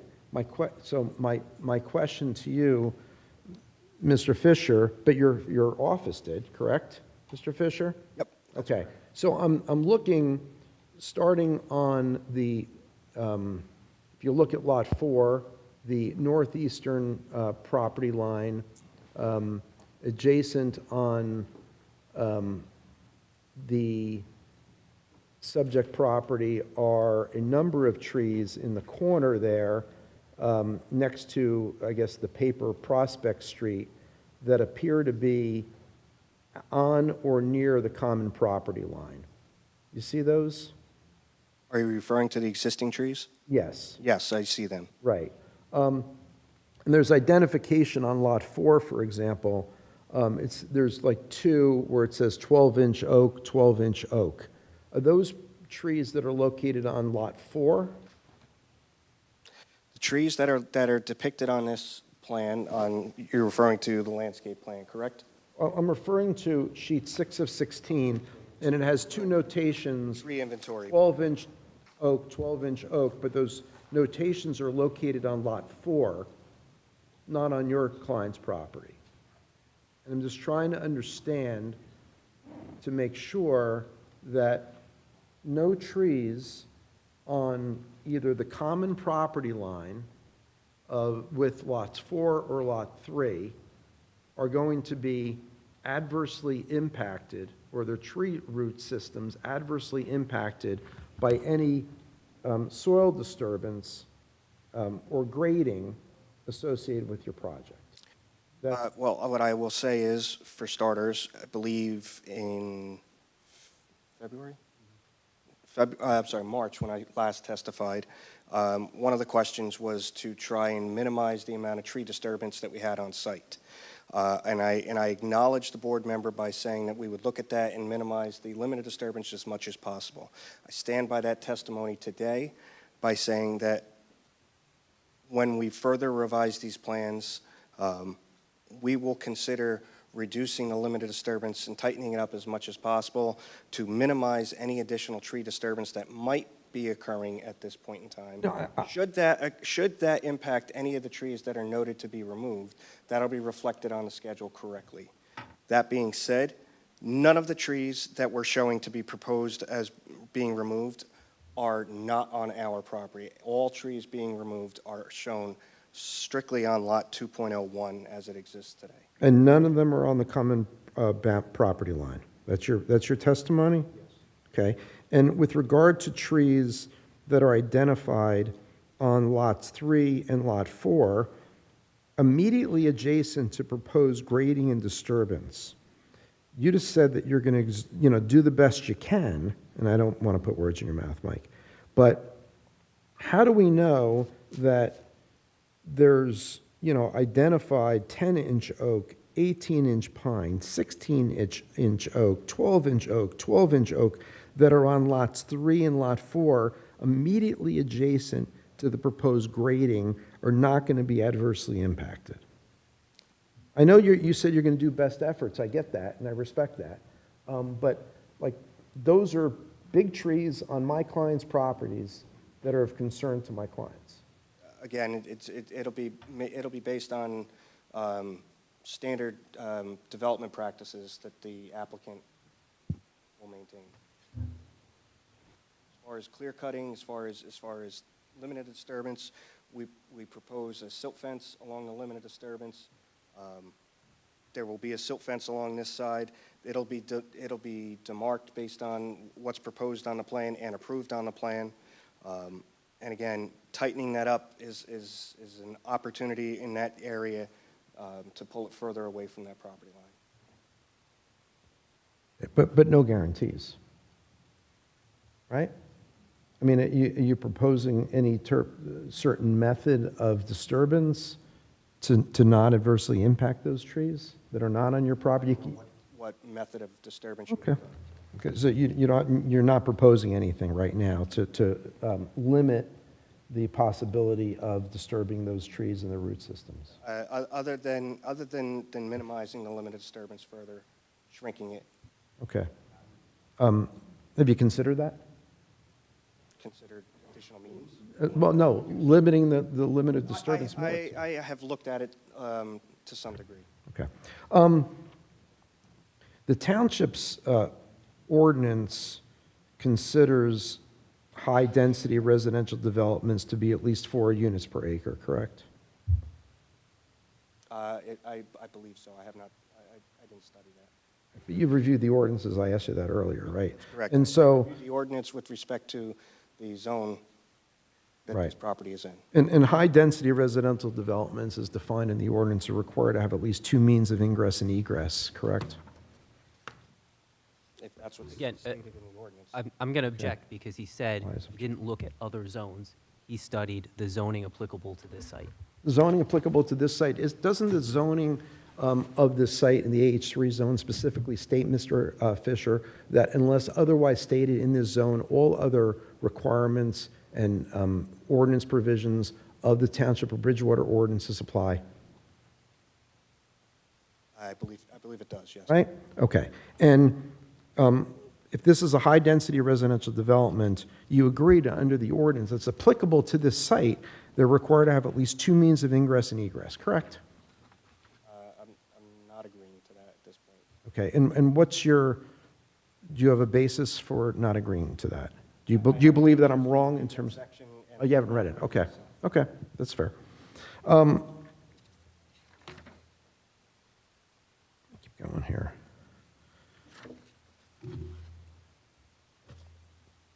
Just give me a second.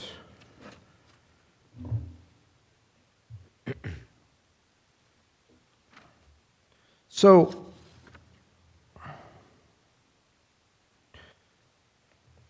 you went through some of the comments that were made to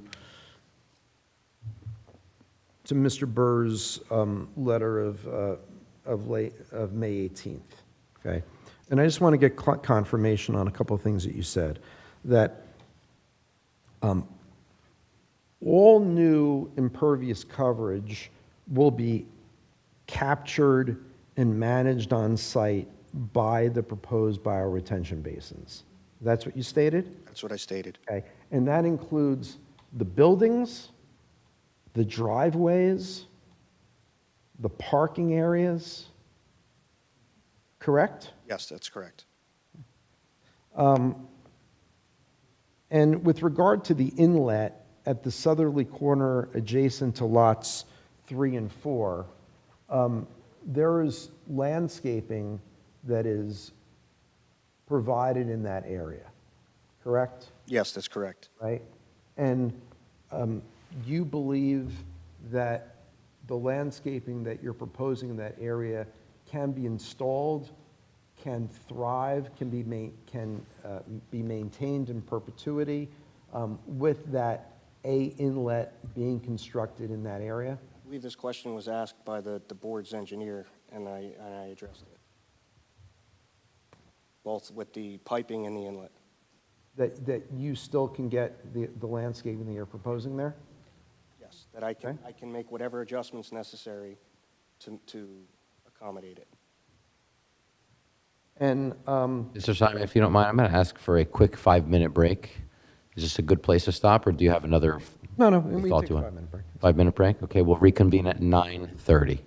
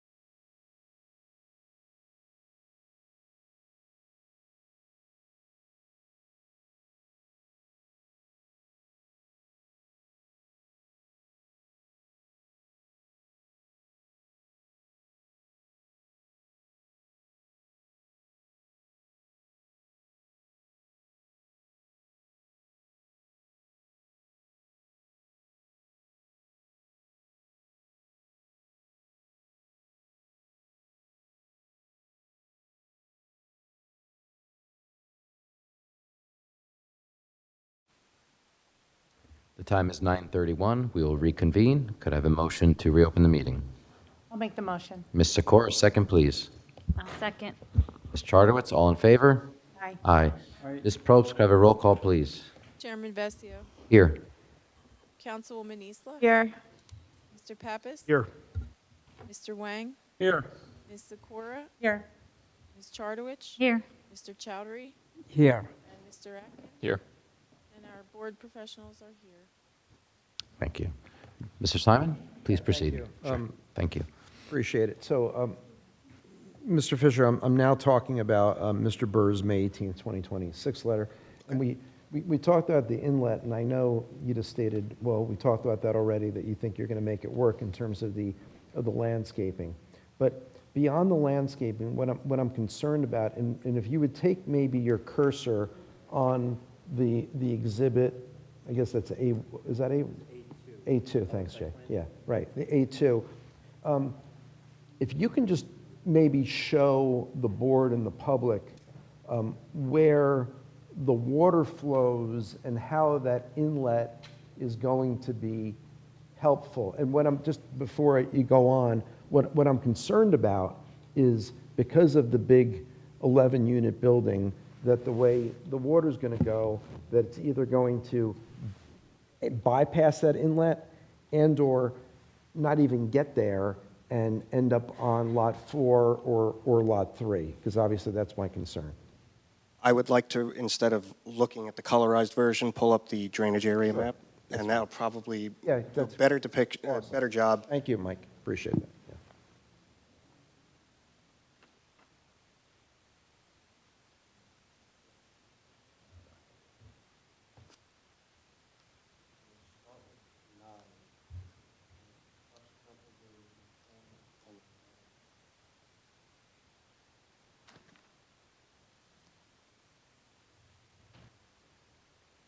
This is the existing drainage area map.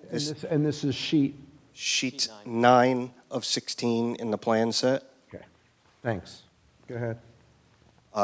To describe everything, the thick dashed line. If you could just keep it Sure. brief and answer the question, because this has been addressed extensively already. So runoff runs through the entire area that's labeled EX1, area of 3.07 acres, I believe it says. That's all surface runoff that traverses across that area and finds its way into POS1, which is the catch basin at the property frontage on Cornell Boulevard. So is it fair to say that generally the water flows, from the diner in a, let's say, southeast direction towards POS1? Yes. Not just from the diner, but across our property. Majority of the Right, runoff is just kind of across our property. sheets across? Yes. Right. Okay. So You heard my question and my concern. I'm getting there. Go ahead. Switching to sheet 10, this is the proposed conditions with the proposed drainage areas. There is a cutoff drainage area that runs along the curb line and up to the backside of the diner property and building. There was questions from the board members previously about runoff that would come across from the diner property down behind the curb line that we're proposing to construct and adversely impact the property and improvements on Lot 3 and to some extent Lot 4. So you can see the drainage area and where that's running. Yep. That is 1.7 acres in size, as opposed to, reduced down from 3.07. So And the majority of that in the after condition is existing generated conditions. from Lot 4, correct? Yes. Small portion of it is being collected in a lot- triangular section on the southwesterly side of the drainage area that is labeled 1C. Right, so that's on, right, so there's a portion Small portion. that will be on Lot 2.03, from Lot 2.03, right? There's a portion from the diner that's being collected and managed within Basin 1A. Moving to page 11 of 16, that is, Can I ask a dumb question? So when that water flows and it's going to hit, let's say that the 11-unit building, right, and the impervious coverage that's sort of behind it and that sidewalk, isn't that going to be kind of pushing it or directing it now going towards? based on my evaluation of the drainage areas, I'm collecting the majority of it and managing it within the basin. That's why you see a heavier dashed line that runs behind the building and runs up to the diner property. That's the limit of the drainage area based on the topographic conditions.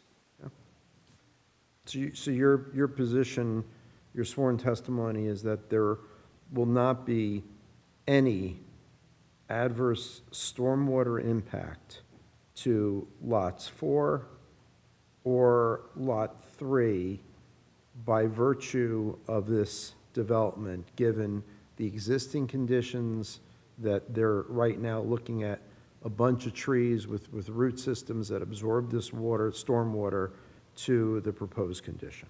That's correct. In addition to, we're still going to provide that additional catch basin at the toe of the slope, which is, Is that the inlet A? yes, Yeah.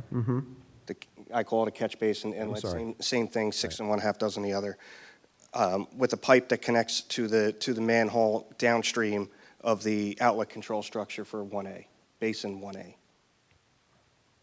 Okay. And then, And that will further pick off anything that might make its way onto Lot 3. Lot 4, as I stated when I addressed Mr. Burr's letter, majority of that runoff is generated from Lot 4 itself, not from the development or a cause of the development itself. So runoff conditions are existing in nature, pre and post conditions across Lot 4. right. Number 6 on Mr. Burr's May 18th letter that Bill asked you about the storm system in Cornell Boulevard, and you said you haven't looked at that yet.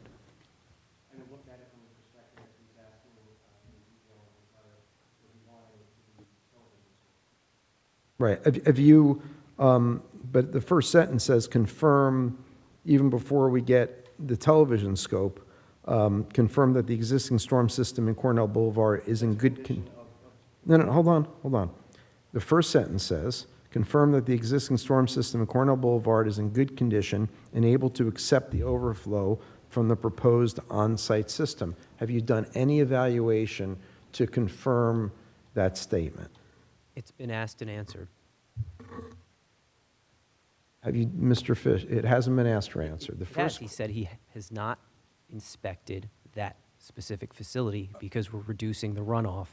So if the existing conditions are sufficient for that facility, then there's no reason to believe it won't be sufficient for a reduced capacity. But as a condition, he will inspect it.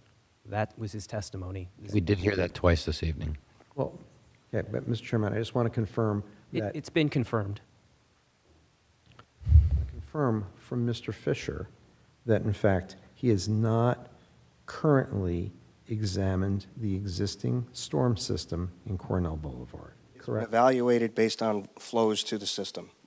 That's the extent to which I'm going to verify that. Anything above and beyond that is exactly what's been testified to multiple times tonight. Okay. You talked about a pump system, right? Pump station, I'm sorry, for the Sanitary sewer now? Sanitary, Okay. right? So we're no longer in Mr. Burr's No, May 18th letter. correct. Okay. Regarding the sanitary sewer lines, and you said there's one for each building and each requires a pump station, and you identified during your direct from Mr. Hyman where that's located.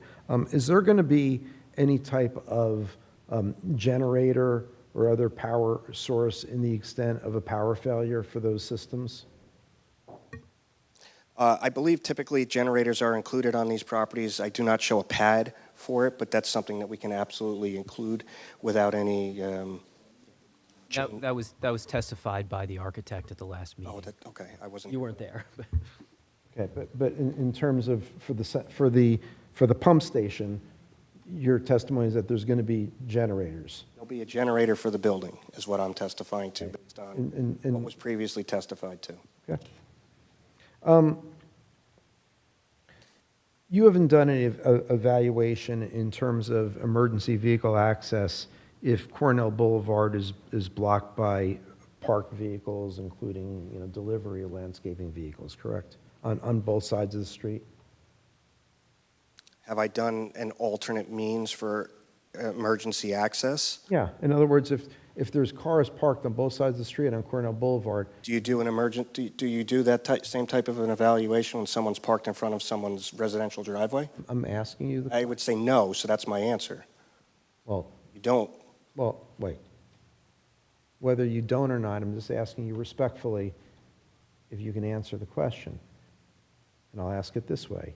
You have not done an evaluation as to emergency vehicle access via Cornell Boulevard to this site in the event that there are vehicles parked on one or both sides of Cornell Boulevard, correct? Correct. What I would say, though, that Cornell Boulevard is the width of it.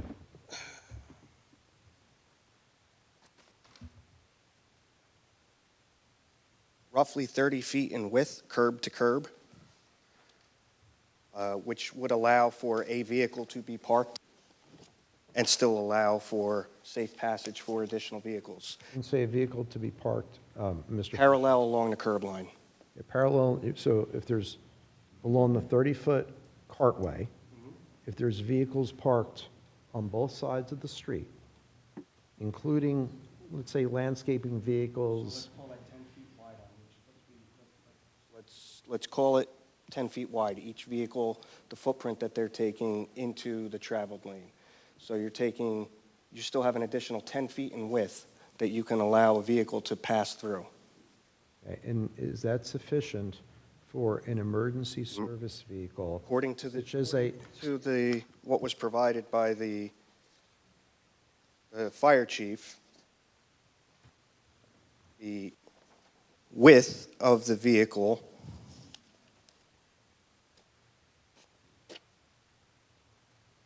is 8 feet wide, wheel-to-wheel edge, 96 inches, so yes. have you performed, and I saw your exhibit, and I reviewed it, it didn't appear that depicted turning templates for emergency vehicles should there be vehicles parked on both sides of Cornell Boulevard.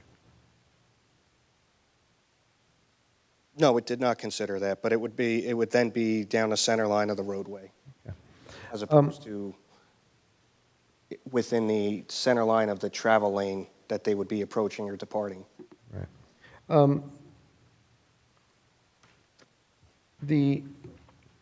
In terms of, you did provide some minimal, that's my word, no disrespect, we'll call it traffic and parking testimony. You've still not conducted traffic counts at other facilities that the developer owns and operates, correct? Traffic counts? No. Yeah. There's no. And what about no traffic study? Has there been any parking counts in terms of parked vehicles, number of parking spaces? I'm going to object to this line of questioning because Why? this is RSIS compliant. This is an as-of-right use. So traffic generation, parking demand is not a consideration of the board. We're not seeking a variance for anything related to traffic or parking. They're not providing any type of space for delivery vehicles. And I will tell you that if it's determined that at the developer's other facilities, if the facility doesn't have sufficient parking and it requires the user, whether it's the resident or whether it's a visitor, to be parking on the street because there's insufficient parking at the other facilities that they have specifically cited to, including facilities on state highways, as providing a practical mirror image of what's going to happen here. I think that's a consideration for the board in terms of site plan considerations. That's why I'm asking the question. But you're not aware of any of that, correct? You didn't do any of that evaluation, The operator correct? testified as his observation. I'm asking Mr. I'm Fisher. going to say. Let's keep the questioning going, please. Let's Okay. keep the questioning going, please. Okay, doing it.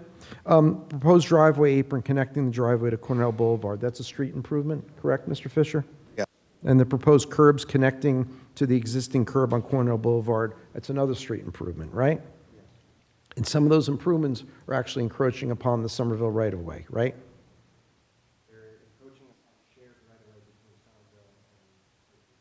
Okay. And there's proposed sewer and water connections to the Borough of Somerville facilities located under Cornell Boulevard, correct? That's incorrect. They're connecting to American Water and Sewer. They own and operate that sewer system. Okay. And the Borough of Somerville has nothing to do with that system? To my knowledge, no. And this development also proposes bioretention basins that connect to the Borough of Somerville's stormwater catch basin, isn't that correct? Yes, that's correct. And the two sanitary sewer pump stations that we talked about contemplated connect to the sanitary sewer manhole located in Cornell Boulevard, right? Right. Okay. So the ordinance contemplates, you're aware that the ordinance contemplates projects involving the extension of municipal facilities such as sewer and water to be qualified as a major subdivision, isn't that correct? Say what? As a major subdivision, isn't that correct? Have you taken a look at that, Mr. Fisher? No, I did not. Okay. Sure.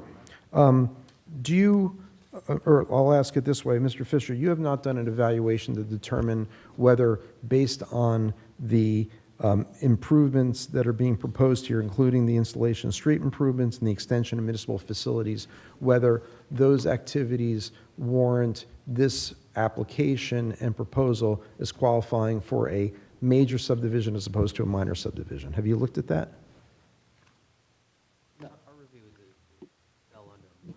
Well, I'm asking Mr. Fisher, did he review that? No.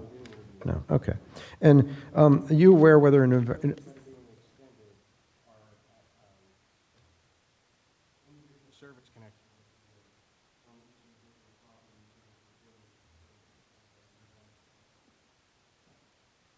Okay.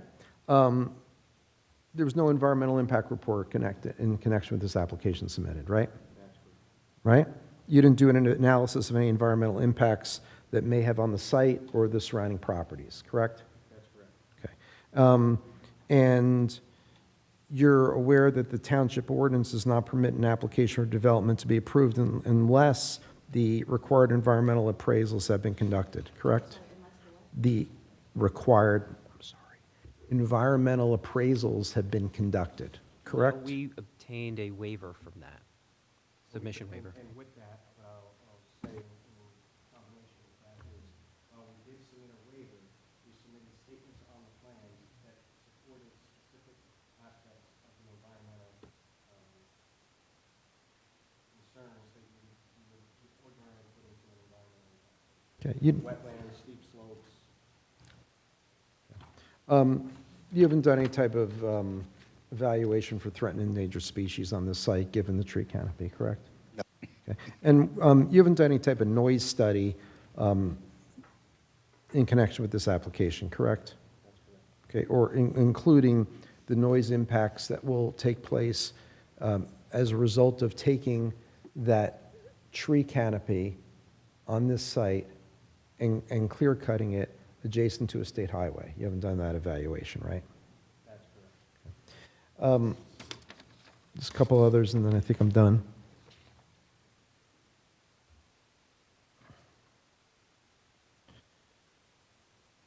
You're not aware of any history of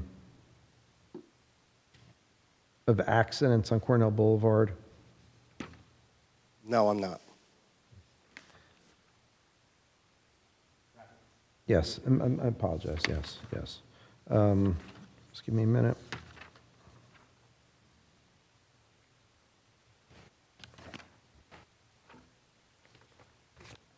Mr. Chairman, just give me 2 minutes and then I think I'm done. No problem.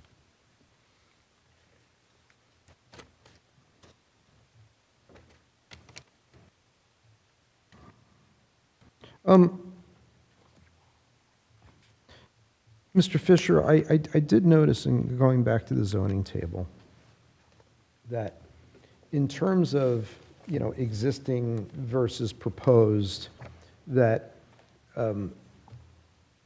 what is being proposed on each one of the lots is 10%, I believe approximately, Mike, 10% building coverage, and what is permitted per ordinance, per your zoning table, is 20% building coverage, correct? Yes.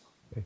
And similarly, that on one of the 11-unit lot, maximum impervious coverage permitted is 60%, and what is being proposed is 43%. And I think on the 4-unit lot, maximum permit is 45%, and what is being proposed is 35%, correct? Yes. Okay, and you're aware that there's no setback standards, there's no FAR standards, floor area ratio, with regard to these lots under the ordinance, right? I am. And the reason for the predicate of those comments is there is nothing currently that prevents the developer or a future owner of this property from expanding, intensifying either or both of these lots. Namely, you could double the building coverage, you could significantly increase the impervious coverage, especially since you have no setbacks, no FAR requirements, and still be in full compliance with the ordinance. Is that correct? No, before you answer, no, because the site plan approval will govern what can be done on this site. What I'm asking is that if this application is approved and the site plan subdivision, whatever nature, is approved, there's nothing to prevent the applicant or a successor owner or operator from coming back to the board for arguably a compliant amendment to that plan. Well, that's the mechanism. They come back to the board, and the board has the right to either approve it or deny it. And But if they, what will have to be considered with that is all of the other engineering aspects, things like site lighting, things like disturbance, things like stormwater management. All of that will have to be taken into account with any further development. And if this is, if what I have is what fits on this site, adding anything additional would be tough, and it would be of the responsibility of any future engineer and developer to come up with a compliant plan. If they can do that, then the board has the opportunity to review and approve. That has nothing to do with me. okay, so, but you teed it up well. So the stormwater management system that you are proposing for this project, it does not contemplate the maximum permitted building coverage, impervious coverage, correct? The stormwater management rules, the most recent stormwater management rules, which we designed this for, accounts for runoff conditions under current conditions and future conditions. So it allows for an expansion of volume of water. These basins have been designed both on the current and future conditions as stated in the stormwater management rules. So if you were to, without arguing the point, if you were to go from 10% to 20% building coverage and 60% impervious coverage maximum on the 11-unit site and 45% on the 4-unit site, if you were to do that, would the stormwater system that you have designed be able to address? Yeah, go ahead. That's not what I was saying with my previous statement. No, that's because I cannot answer that question. What I can say is that these stormwater management facilities have been over-designed based on the sizing requirements that the new stormwater rules make you consider. So there is additional volume for future conditions down the road. Right, but you can't, I have no way of knowing. I mean, we could say it's 40% building coverage. What happens if it ends up being 45% building coverage? I have no way of knowing that. I can't tell you that. right, but you can't tell me right now whether it's designed to contemplate the maximum permitted. I can tell you that these stormwater management facilities and basins have been sized based on both current and proposed or future conditions. And right now, there's extra volume available in these stormwater management basins for future conditions. But to, And that's Future conditions, meaning future storm conditions, not. future storm conditions, greater amount of runoff, which could be considered synonymous with what you're saying right now. right, but to what extent, you just don't know right now. I can't. know Okay, that. that's fine. Let's give me 2 minutes. Let's see, we talked about that. Covered all of that. I'm going to sit down, and you've been very indulgent, and I thank you for that. And I may have a couple more questions that may come up based on the questions others may ask, but I'm going to sit down for now. Thank you. That works. Thank you very much, Mr. Fisher. Appreciate your courtesies. Thank you. Are there any other members of the public?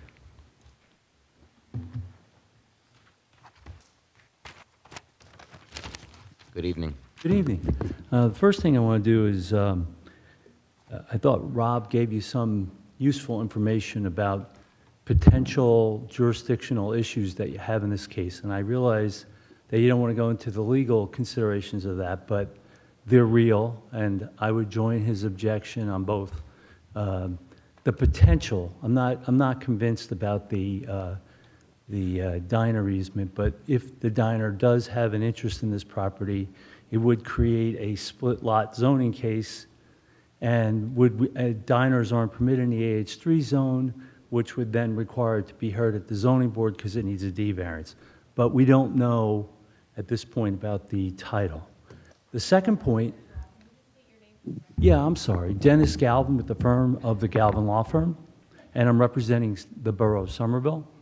And the second point I want to make, which I did not see before tonight, which I thought was really wise, was about the easement driveway that connects to Cornell. NJSA 40:55D-35 does say that you have to have frontage on a roadway. This is a very odd. I'm placing an objection on the record, and you're interrupting me, and you shouldn't be. He's here for cross-examination. And I- we're. I have a right to Line of speak. The questions. microphone, please. All right. I'll complete, I'm sorry. What I wanted to complete was that if that is a correct assessment, that it doesn't front on a street, then of course you can get a variance for it, but it suggests that it should be done by the zoning board, again, depriving this board of jurisdiction. Right. So keep that in mind, that if this goes on to the next level, the borough will join in those two objections, okay? Okay. Now, I have a few questions. Okay. I keep crossing them off because I thought Mr. Simon, again, did a very good job, and I don't want to waste your time. A couple of them might sound repeating, but I think you'll be okay with it. One, the depth of seasonal high water, there was some issue about that. Did you go back out to the site and do the pits that had to be done? There were additional soil testing that was done in each second test pit that was required per BMP structure. So we dug.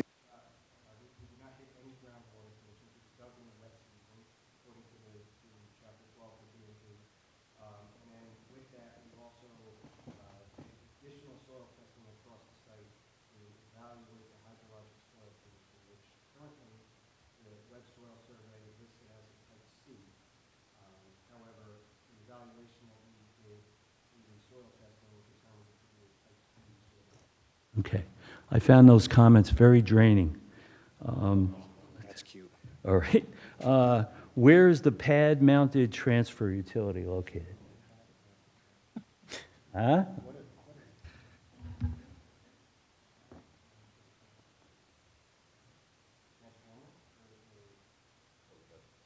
Transformer. On the Yeah, plan. I mean, that's something that we would work out with Jason. Okay. Is the New Jersey American Hot Box building above ground?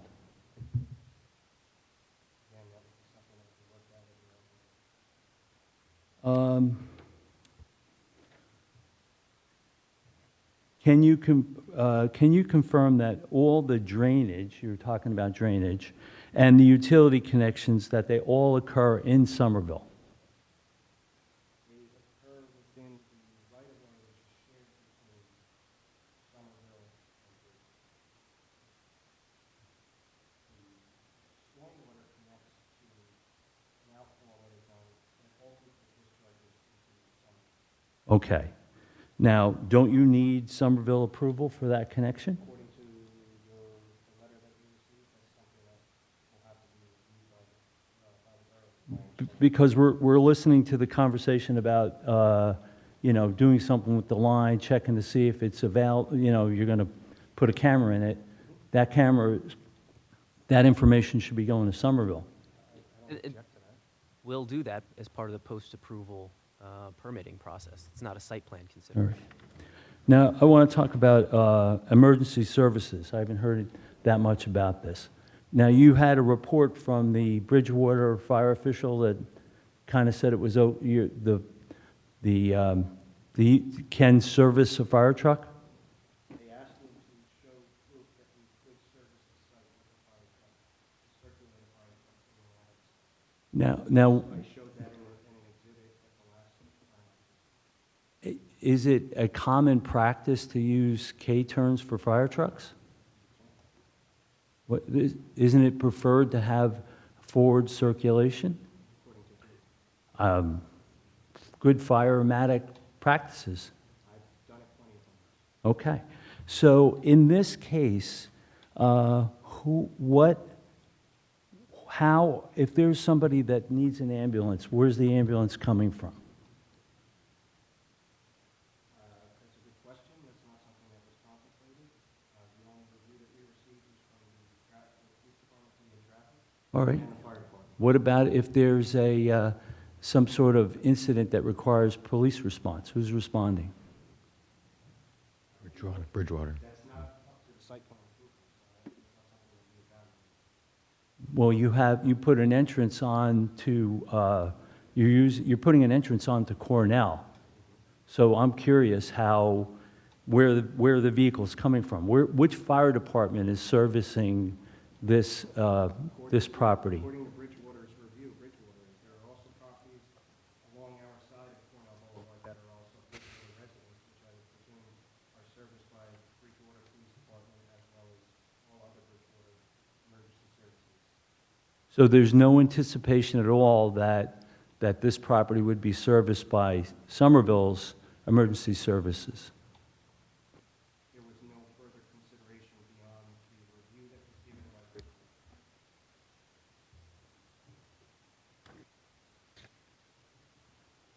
We have concerns. Thank you. Thank you. Anybody else?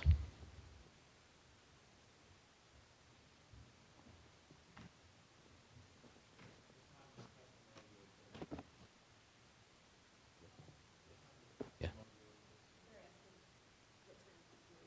I'm sorry, 10:30 p.m. Oh, is everybody not signing in?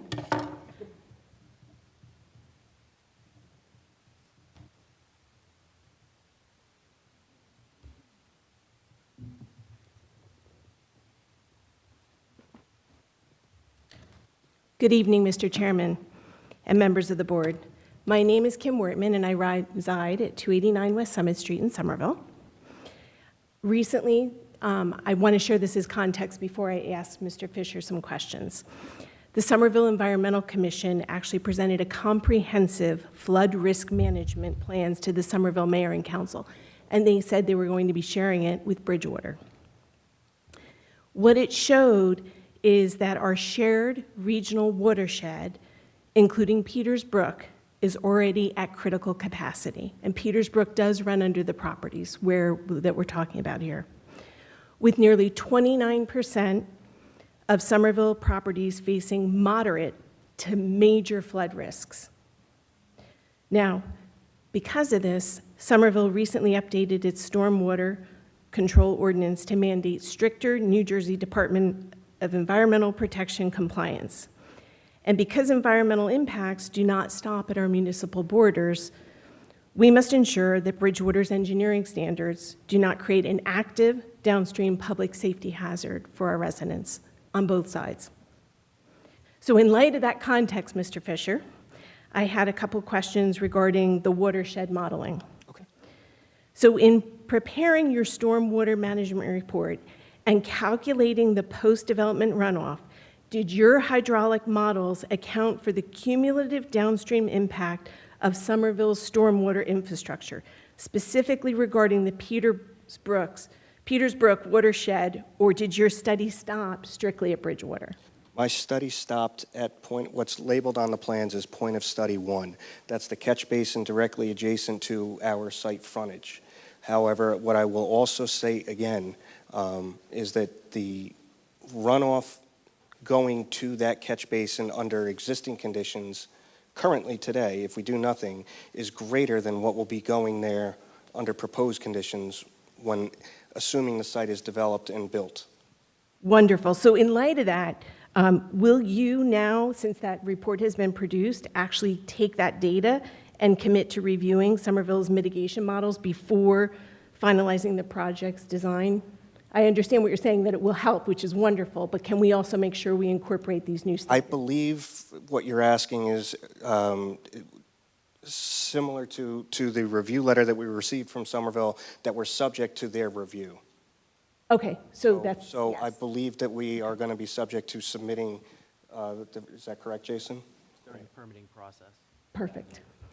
Thank you.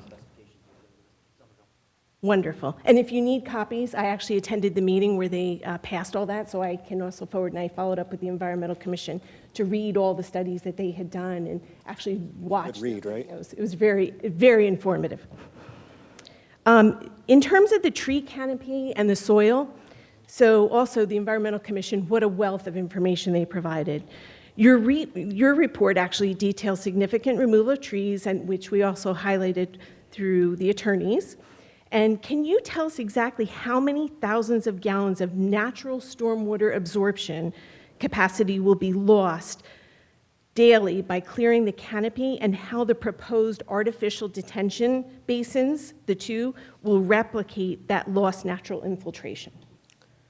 No, I can't tell you the exact volume that'll be lost from the trees.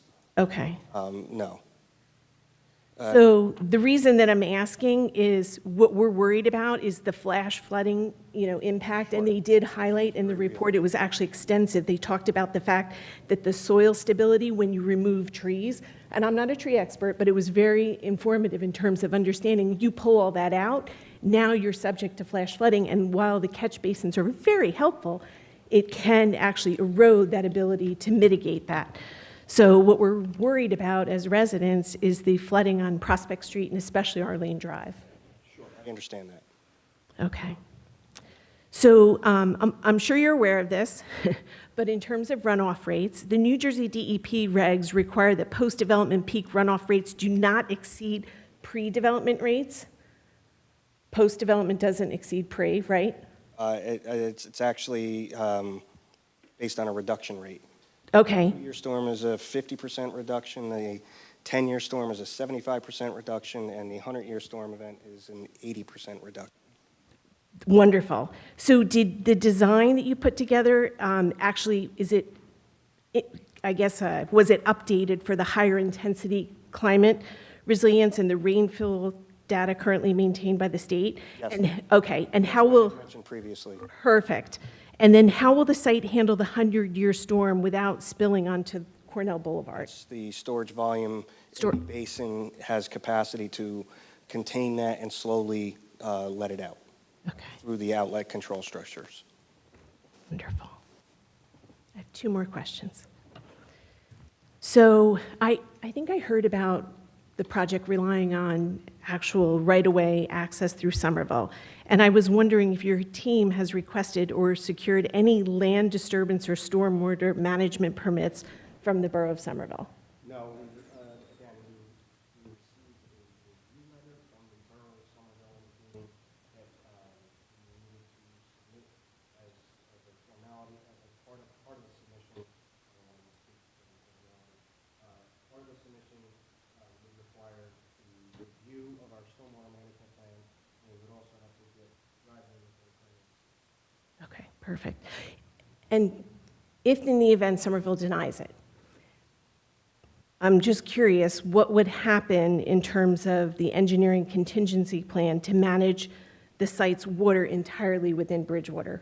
Or is that not contemplated? Has not been contemplated. Okay. Got to take some notes. And then actually you talked about the fire trucks. So because Somerville and Bridgewater have a wonderful relationship in terms of mutual aid and response times, and we know where the fire truck is likely going to come from if it has to respond from Bridgewater, I was curious if the board, or even as the engineer, would also ensure that we engage Somerville's fire department to ensure that their radius turning can be achieved. I don't have an objection to that. Okay. That was it. Thank you, Ms. Wortman. Thank you. Thank you. Just a reminder, the time is now 10:18. Mr. Fisher has answered many questions tonight, and I'd like to continue the line of questioning. So anybody that does come up, please do enter your name and address into the record there and use the sign-in sheet. But please do keep in mind, at this stage of the application, we're strictly asking questions of the applicant, of this particular witness. Any commentary, that's at a later stage of the application. So let's really try to focus on a line of questioning. I'm really trying to avoid any grandstanding. Let's try to be productive. I'd like to allow some more public questioning.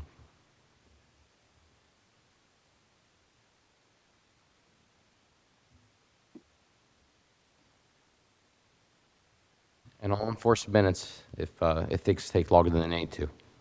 You're going to enforce what? Minutes. All of a sudden? We have allowed we have allowed quite a bit of questioning this evening, especially from any opposition attorneys that have been here this evening. And I think the entire board and the public has benefited from that time that has been spent. He's done a great job. He has done a great job, and I'd like you to go ahead and ask some questions at this time. I am affording you the opportunity for this. That is what we do. 311 Altamont Place. Let's not take up time, right? I'd ask that you remain professional. I am being professional. No, you're not. So I want to go back. You shouldn't bring trees this time. I have a multitude Please of continue. questions, but I want to refer back to where Mr. Fisher, is it? Claims that he was going over the Somerville Circle and observing Time to Eat Diner. Yes. So I've lived here for 61 years within a 10-mile radius. I'd like to know where, and I'm just trying to get to the validity of your honestness, so to say, that you have children in the car going over a bridge and you study the Time to Eat Diner with the parking stalls, and you testify to Mr. Simon that you saw such. Can you tell me what field you're going to? I was actually coming, that's fine, I can. I just wanted I was in Reddington. I was coming from Summer Road Park in Reddington. Okay. As recently as this past Sunday. Okay. But that being what it is, you've never once glanced off the roadway and had taken acknowledgement of something because you're aware of your surroundings? Not with children in the car, I'm sorry. And it would have been smarter for you to say you pulled in there, so I'm just trying to get to the validity. Please avoid any indirect commentary. Let's focus on the question. So first question, it relates to you. Does this property need to be subdivided and have an easement and a flag lot for these two buildings to be accessible and developed? It's not a flag lot. I don't care. Does it need a subdivision? Does it need to be a subdivision? What's being proposed. This is what's Does being it need to be a subdivision for, explain your reasoning for subdividing the property? I believe it's for financing purposes by the developer. Each building has to be on its own property. Each building has to be on its own property? I don't believe that's correct. Okay. Each building has to have its own property so you can gain access to publicly funded money. Is this a question or a I comment? pay and people pay. No, I'm asking you. Mr. Would this be a subdivision, would this be approved without a subdivision through it? In your eyes? Would it meet all the criteria for the COA housing without it having a subdivision? Again, Yes this is or no? outside the scope It's a yes or of no. Mr. Fisher's testimony. And I didn't He ask didn't you. It's a testify yes or no. to, I'm objecting to your question.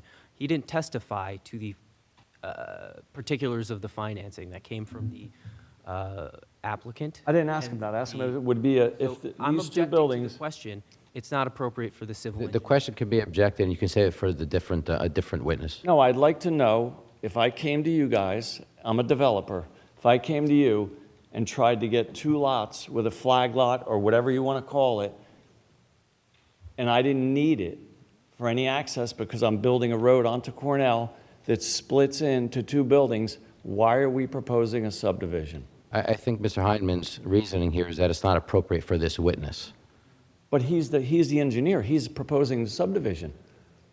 Mr. Wheatworth isn't proposing the subdivision, the engineer is. No, the I applicant, don't believe that's correct. he's testifying to the civil engineering aspects of it. So if you want to ask him a civil engineering question about the Sure, subdivision, why are we don't ask him subdividing about this the property? business. That's a civil engineering No, question. that's not. Yes, it is. I'm What maintaining my what is the benefit of subdividing this property? It was asked. Other than monetarily, It was asked and answered. well, I want to hear it Move on again. to the next question. What's that? It's time to move on to the next question. But nobody gave me an answer. That's right. Perhaps a different testimony will give you that question. So let's. Okay. continue. Next question is, you had told a number of people that you were going to try and gain access to 206, which Ashley here asked in the last meeting why no one has ever brought that up. You then subsequently and remarkably retained an attorney that I know and I have used, and how did that work out for you with access to 206? Did you gain access when you applied to have your roadway come onto 206? I'm not following you. What attorney you were? So I'm not mentioning attorneys' names. Did you apply to the state DOT to get access on the 206? Yeah, there was an application that was, And were you denied? yes. Reason? I did not make the application, so I can't tell you that. I prepared the site plans and the stormwater management plans. And you didn't read why it was denied? I was not provided that, no. Interesting. So have you ever created a subdivision like this in your firm or you yourself where it required 2 lots with deeded access to the lot to create 2 separate buildings? Again, I'm going to object. I'm really straining to see what the relevance of this is. We're not seeking variance relief for the subdivision. This is a as-of-right application. Why are we? I'm just asking Well, if no, he's no, ever I done this understand before. You're just asking. I'm but just It's got asking. to be relevant to the board. It is relevant. Have you ever created a subdivision in this capacity where you're dividing a piece of property that is a viable piece of property on a standalone basis based on the Affordable Housing Act with all the requirements that don't require a subdivision? Have you done this in the And past? I'm maintaining my objection. I don't think this is a relevant line of questioning. I'd like him to move on. Is he going to answer it? I don't believe he's going to answer the question. Perhaps you can say it for a different witness. For a different what? A different witness. Someone else that will give testimony. Perhaps Who- at this who would that hour at a be? different meeting. Who would that be? Perhaps the other witnesses that have already testified. If you have a question directed at somebody else, perhaps you can ask of someone else. So I heard in your testimony that you're talking about possibly putting a fence around the property. Is that correct? The plans depict a 6-foot-high, solid privacy fence. How would a disabled veteran access the Time to Eat diner if there was a fence around the property? Currently, there's no fence shown on that side of the property. Okay, so we're going to let an honorable man in a wheelchair somehow come out on the Cornell, go all the way down, make a right on West End, and go up the circle to get to the diner? Or, You're talking about handicap access. well, I'm just wondering, so in my Is that your vision, question, or is it about fences? so I'm asking you, are you proposing, would you be privy to putting a fence around the entire property for the safety of children not running onto 206, people not sneaking through the woods to get to Time to Eat Diner. I'm not sure, you're talking about safety of children, but then you're talking about. Well, there's going to be children there as well, right? Talking about safety of children, but then you're also talking about handicap accessibility. I'm not talking about handicap. I'm talking about talking about? What's the personal experiences where these guys are driving around on these wheelchairs all over the place. So I just want to make sure that the board is recognizing the safety of this site. Contemplated for the neighboring site, so I don't. Let's just clarify the question. The concern is that gentlemen in wheelchairs, how does that reflect on safety and Yeah, fences? and how are they going to access anywhere? Okay. I mean, I don't remember his name, in his first testimony said it is in his experience that no one ever leaves his communities, which was a total lie. Because I maintain a lot of these, and people spurt out all over the neighborhoods. But he said no one leaves his community. I want to know how they're going to be trafficked. Do you have an answer to that question? We can go back and read the transcripts, trust me, because he did say it. I don't know really how to answer that question, to be quite honest with you. As far as handicap accessibility, there are means into and out of the building onto the parking lot. As far as the parking space accessibility, they can gain access into an accessible vehicle and navigate and get driven to wherever it is that their destination might be. That's about the best I can give you in terms of an answer. Mr. Fisher, this site's ADA compliant, correct? Yes, it is.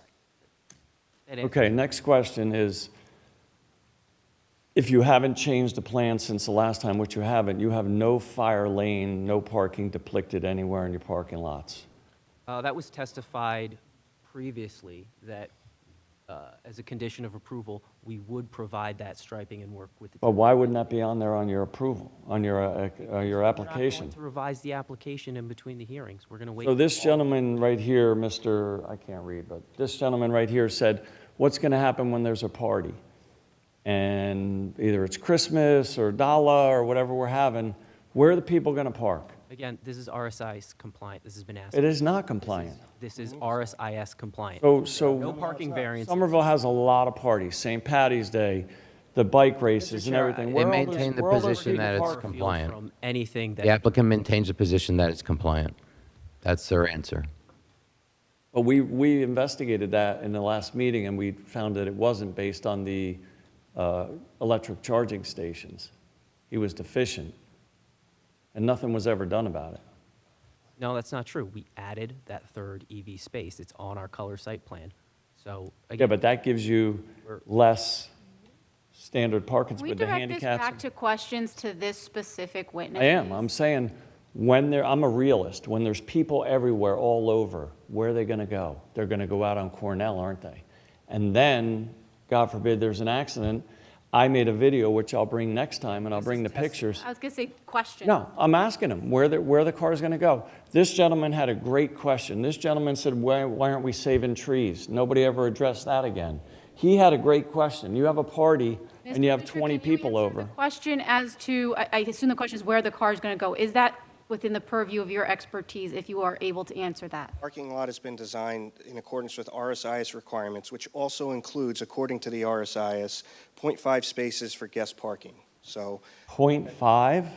it's black and white. Half a car? That's what it says. Unit, that's the. That's the answer. That's interesting. That's the answer. That's interesting. We're. Okay, next question. Thank you for your answer. So can you bring up on your map where the lot delineation is, where the lots are separated? With your proposed minor subdivision, which we think is a major, but.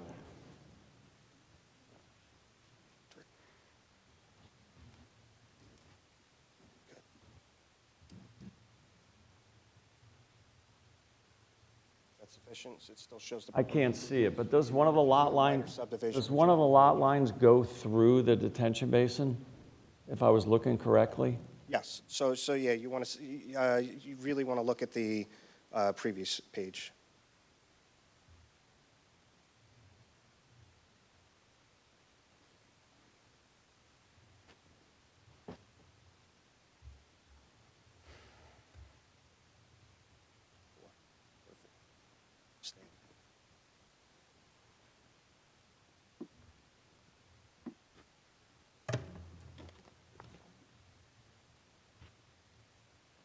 So, 40 years of doing this business, I've never seen a detention basin designed on two separate lots. Is that a question? Question is, Okay. how can you explain that?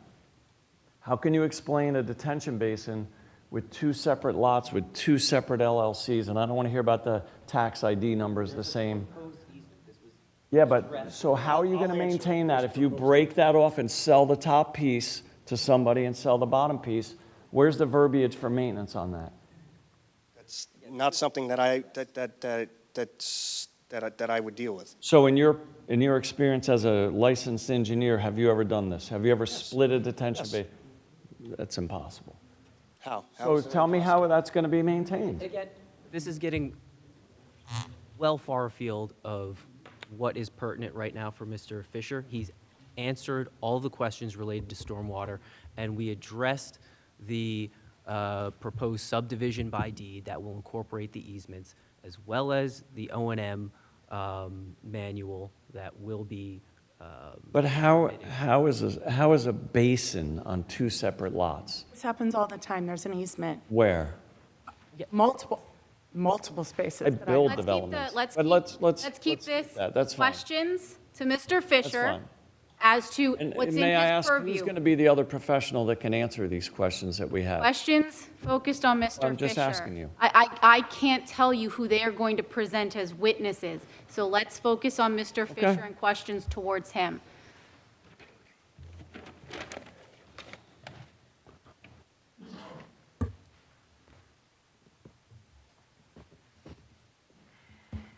So we had talked about the tree removal and replacement, and I think there's a flaw in the law, but you had kind of hit that point, but it only goes to 8-inch caliber trees and bigger for your replacement per ordinance, Sure, per that's the town? township ordinance, right. Okay, because I don't know if, like Mr. Simon said, no one's ever really walked the property, but there's probably 500-600 saplings up to 6-inch caliber that are not in any of your calculations. I mean, I based my evaluation off of the township ordinance. Understand, Just like the tree 100%. replacement aspect of it. 100% agree. So when you say you're going to camera Cornell Boulevard and check out the sewer and the water lines because they're owned by American Storm Water sewer. now. The They're all- storm storm sewer, sure. What if there's deficiencies? What will happen? They'll be evaluated, and based on the deficiencies, upgrades will be proposed. To the main going down the road? Yeah. And would you consider that still a minor subdivision at that point, when we start tearing up roads and replacing storm sewer? Yeah, there's no change to that. So wouldn't you think that it would be a good idea to get that done before this board decides what they're going to do? Because then it would become a major subdivision, because I've done major subdivisions. So I think you should. How did you just have the authority to change that to? I didn't have the authority to do that. I'm saying from personal and professional experience minor. that if we propose a subdivision and we look in and the sewer's collapsed and we have to tear up all of Cornell and replace it, that's a big deal. So Cross drain that goes underneath Cornell and then goes behind all the. I know exactly where it is. I live right there. So Next but question. I'm wondering if they would propose to camera it before this board decides on what's going to happen. Camera has to take place as a condition of approval. Fine, that's what I'm asking you. Yeah, exactly. Not when they're going for permit. It's what's agreed. So even if it were to take place tonight, it still has to get done, or otherwise the application is null and void. Exactly, exactly. So did you put a proposed bus stop in yet, or was that talked about? It was talked about at the last hearing, and I believe it was agreed upon. Is that correct, Jason? I reviewed the transcripts. I remember a discussion. There's no determination on whether or not there would be a bus stop, because that's something we would need to work with the board professionals on, and also the Board of Ed, because at this stage, we don't know where bus pickup would be, and we're not proposing any additional improvements. You don't, but you only have one road. Yeah, I know, but. So bus pickup would be Let me where? finish. Until we meet and confer with the board professionals and the school board on what they want, post-approval, we're not proposing anything at this time. If the board or board professionals would like to instruct us on what they want with respect to a potential bus stop, we would be happy to include that as part of the approval. But at this stage, we're not just going to unilaterally decide to put something there. So have we made any consignments, so to say, for sidewalks on your side of the, what you call Bridgewater side of the road? Sidewalk to where? Anywhere, to the bus stop, to where kids are going to be. Right now, it just has a sidewalk coming down and terminating there. Like, where are these kids going to flood to when they get off the bus? It's a big concern of the Somerville residents because Cornell is a very... Sir, there is no sidewalk on the plan coming from the I site. thought you had one coming to the end of the street. No. No? So there's no sidewalk at all? No. Coming to Cornell? No. And no bus stop for the kids? And there's going to be a fire lane, do not park here, on the side, both sides? For 1 Okay, minute. no Maybe it's problem.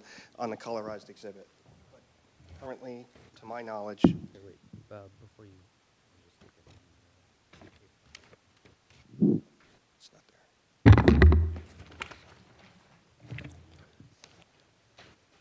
there. There's no sidewalk shown. So there's no sidewalk shown. How wide is your road there? 18 foot? Driveway, you mean? Yeah, whatever you want to 24 call it. feet. What is it? 24 feet. And you're gonna RSI have- is compliant. You're going to have an 18-inch, is that what it typically is, 18-inch on either side that says no parking fire lane? I believe that's typical. It's 18-inch, correct.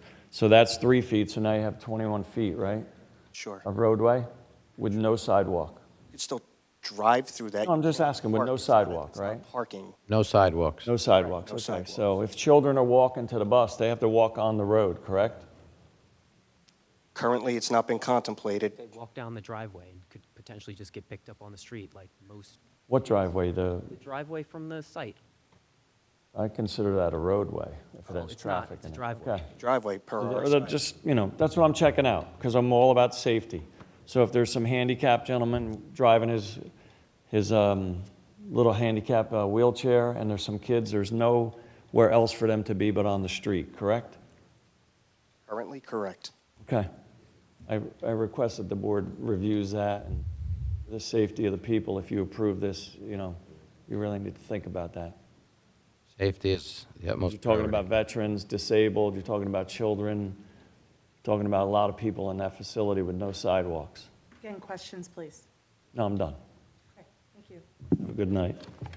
Thank you, Mr. Mose. Mr. Fisher has answered a lot of questions tonight, and I'm going to allow him to continue answering some questions. If there's anybody else that would like to ask a question of Mr. Fisher, again, at this point in the application, we're asking questions. Commentary will be heard later on in this application at a later date. That's not going to be tonight. Good evening, Board. Good evening. Good evening. John Manilio, 255 West Summit Street, Somerville, New Jersey. Can you spell your last name for me? Sure, Manilio. And feel free to cut me off. I have like 6 pages of questions. So, If there are questions, feel free to ask. so I apologize. I did come late to the meeting. I know when I was listening on the YouTube, Mr. Simon was asking some questions. So I misheard. So on the EIS, a waiver was requested for the EIS? And that was a formal waiver? That was part of the application. Okay, because I went through the application package and the narrative that It's part of the checklist. I didn't see it there but I'll look at it again.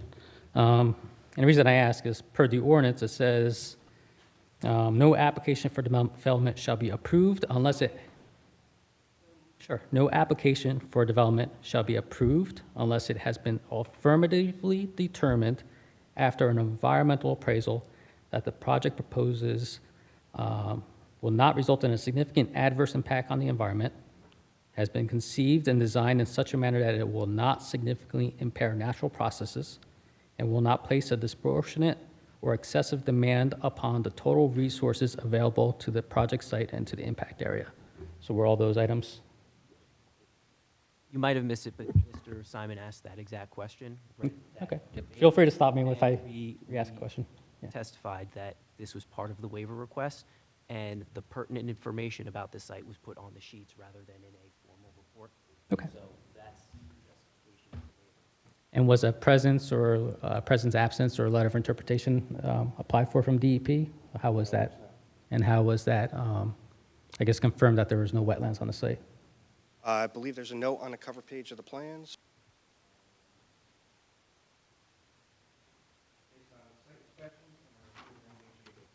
Okay, so who did the site inspection? My office, a member of my office. And are they, trained and licensed to review? I have someone that is a wetland specialist. Okay. Would the applicant be opposed to applying for a presence absence determination? That's the confirmation from DEP? If it was required by the board, we would have to do it, but in our opinion, it's unnecessary based on the observations and the mapping that exists. There are no wetlands here.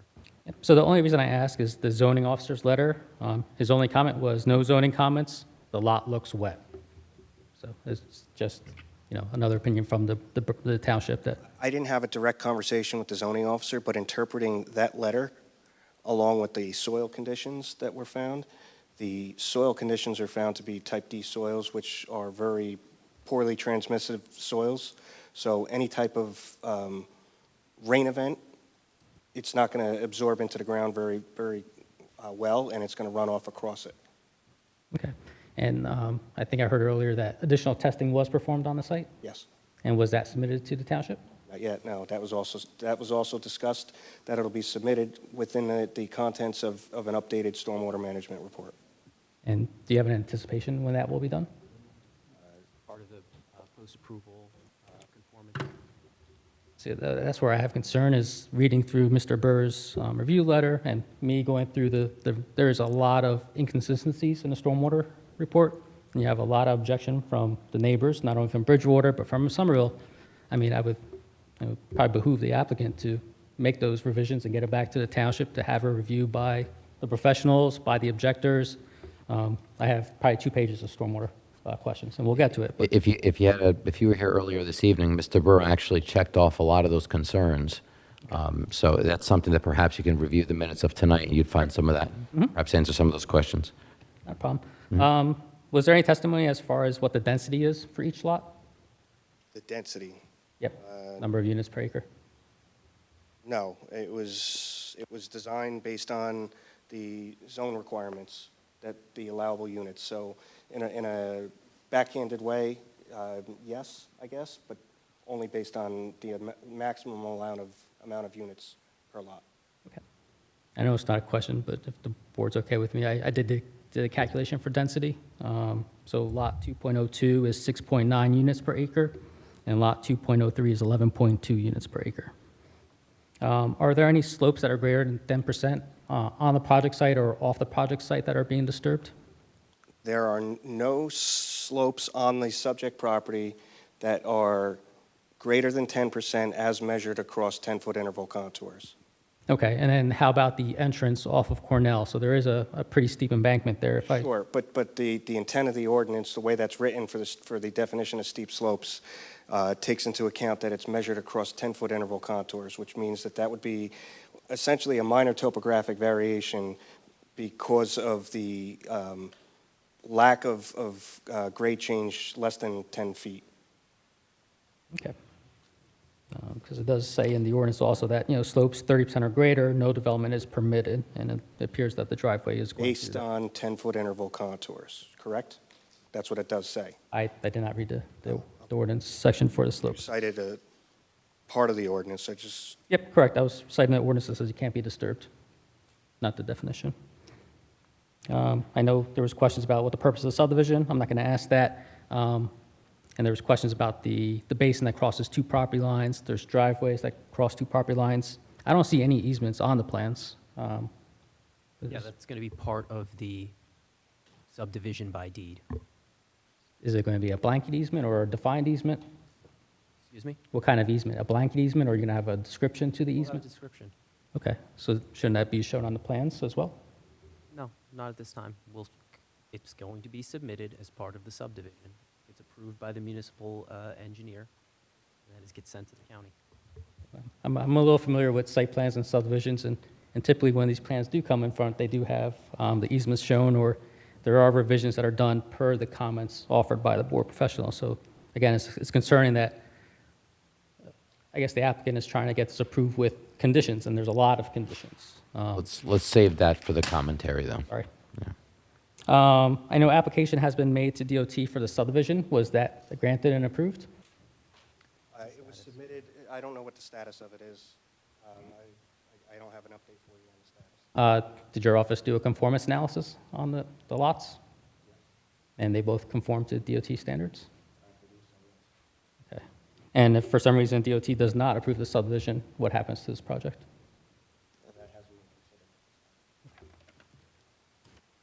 I know we talked about the flag lot as well. It's not a flag lot, but I believe in the definition of the H3 zone, and I think you testified earlier, the 20 feet is permitted for utilities, correct? Yeah, it's, I mean, I can reread the cited section. Sure.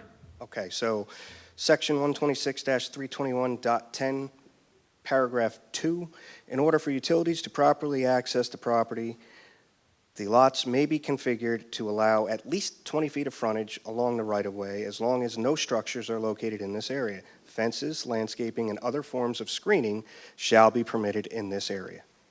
Okay. And what utilities are going through there? Water, sewer, and gas, I believe. And is any of the buildings sprinklered? Yeah, that was testified to the architect. Okay. So you do have a fire service as well that goes through that 20-foot section, correct? I believe it's a 4-inch line that's extended up to the building and then teed off. Okay, and the water provider was? American Water. And from my understanding, any fire service or structure that's over 100 feet from the water service will require a hot box. Is that your experience as well? It's not been my experience. I know that we have to provide hydrants. And then where does the meter go for those hydrants? If it's something that American Water requires, we'll provide it. It's not been my experience, though. Yeah, so in my experience, hot boxes are usually required for a fire service, and like you said, if there's a hydrant, it's going to be a private hydrant, and it'll be needed to have a meter. So that would go in a hot box, and it needs to be before you get to the hydrant.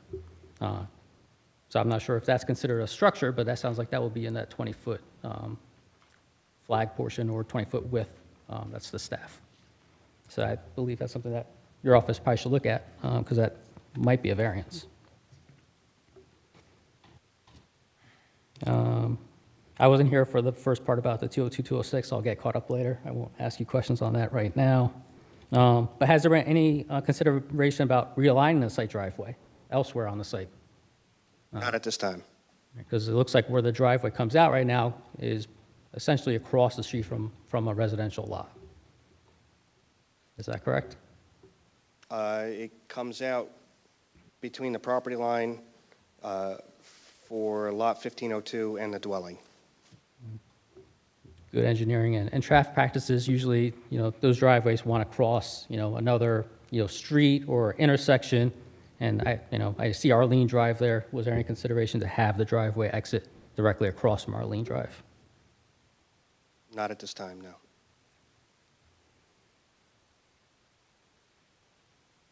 Was there any consideration for the disabled veterans' property to have more ADA parking spaces? Yes, I believe that was a consideration brought up at the last hearing, and we agreed to provide an additional handicap space for each parking field associated with each building.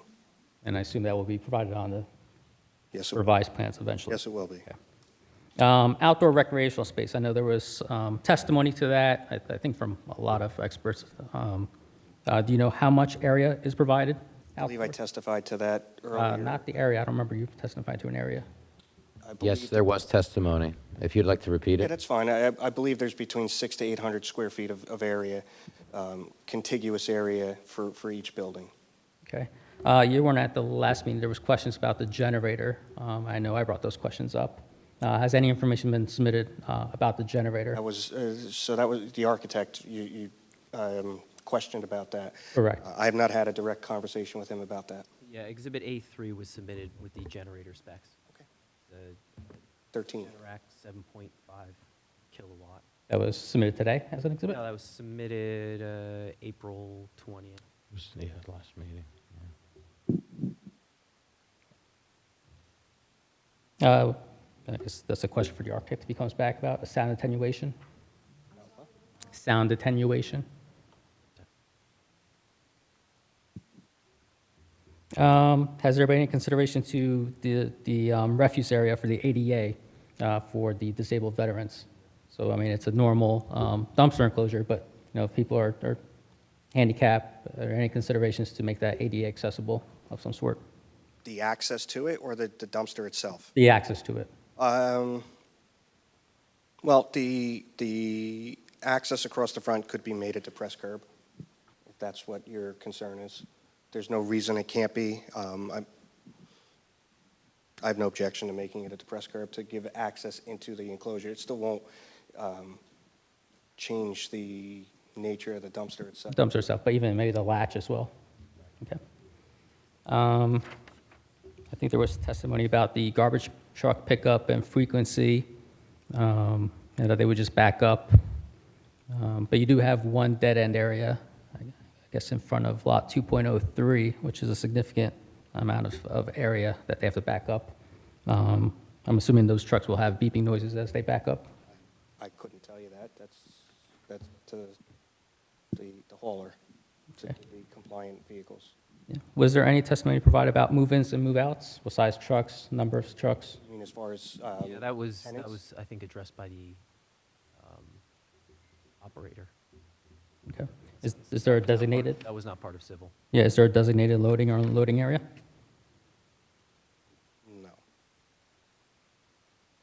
No. Has a hydrant flow test been done on the water line in the street? No.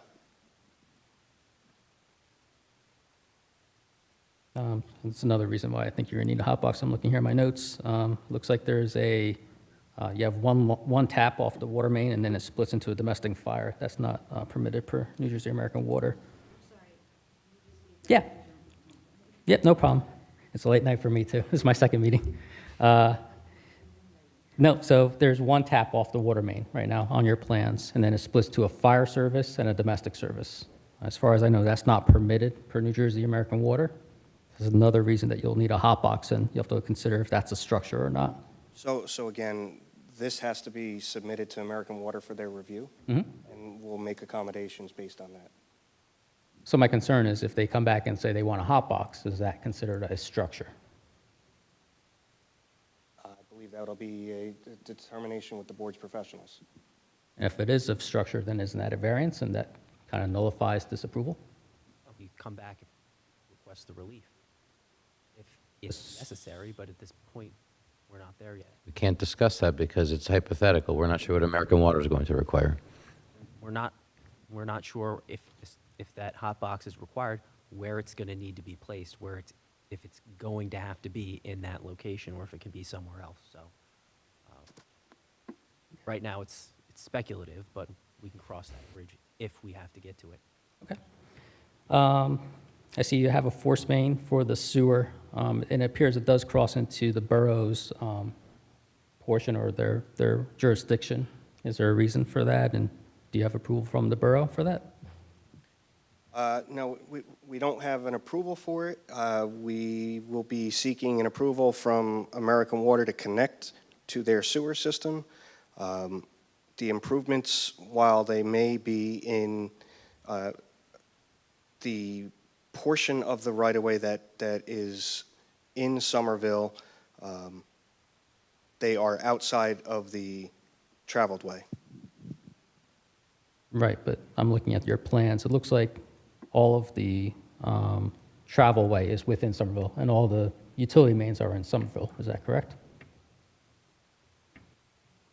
We're showing a proposed force main that somewhat parallels the curb line on Cornell Boulevard on the westerly side of Cornell Boulevard. So on your sheet 5 of 16, the force main is not within the borough of Somerville? I did acknowledge that before, though. Okay. I did. And it appears the rest of the utility connections But crosses? it won't require a road opening permit in order to install that, Yes, it will. not in the traveled way. It's in a right-of-way. I think any work in a right-of-way requires a road opening permit, not just within the travel way. If it's required, then we'll seek it. And it appears that all the other connections come through Somerville as well to tie into the mains. That's Somerville, correct, and we will obtain all necessary permits. So I'm going to go through, I have a lot of stormwater. It looks like some of them have been answered. So additional soil testing has been done to comply with the BMP manual, okay. And they were done to the correct depth, so twice the basin depth or 8 feet below the basin. Twice the basin depth is necessary if you don't hit any groundwater conditions. However, we're not considering, we dug and did not find any groundwater conditions to within 2 feet below the bottom of our basin. We're not providing any groundwater recharge or infiltration directly into the soils because of the soil conditions. What kind of basin are you proposing? A bioretention basin with an underdrain. Is that a grass? Bioretention basin with an underdrain. And what kind of bioretention basin? Is it a grass bottom or terrestrial forest? Terrestrial forest. All right, because that's another issue I have is if it's terrestrial forest, there's a requirement for 24 inches of soil media, and I believe the plans show 18 inches I believe they show 36 inches. of soil media. Yes. I'll review the plans again, but I don't think I saw that. And did the new test results show any difference in seasonal high groundwater or groundwater from what was previously done? He did not.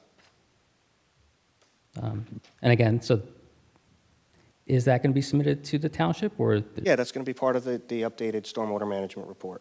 The additional soil testing, the results that were revealed through the hydrologic soil group testing, that'll all be included in, I believe it's Appendix A of the stormwater management report, which is on-site soil testing, And when will that be submitted?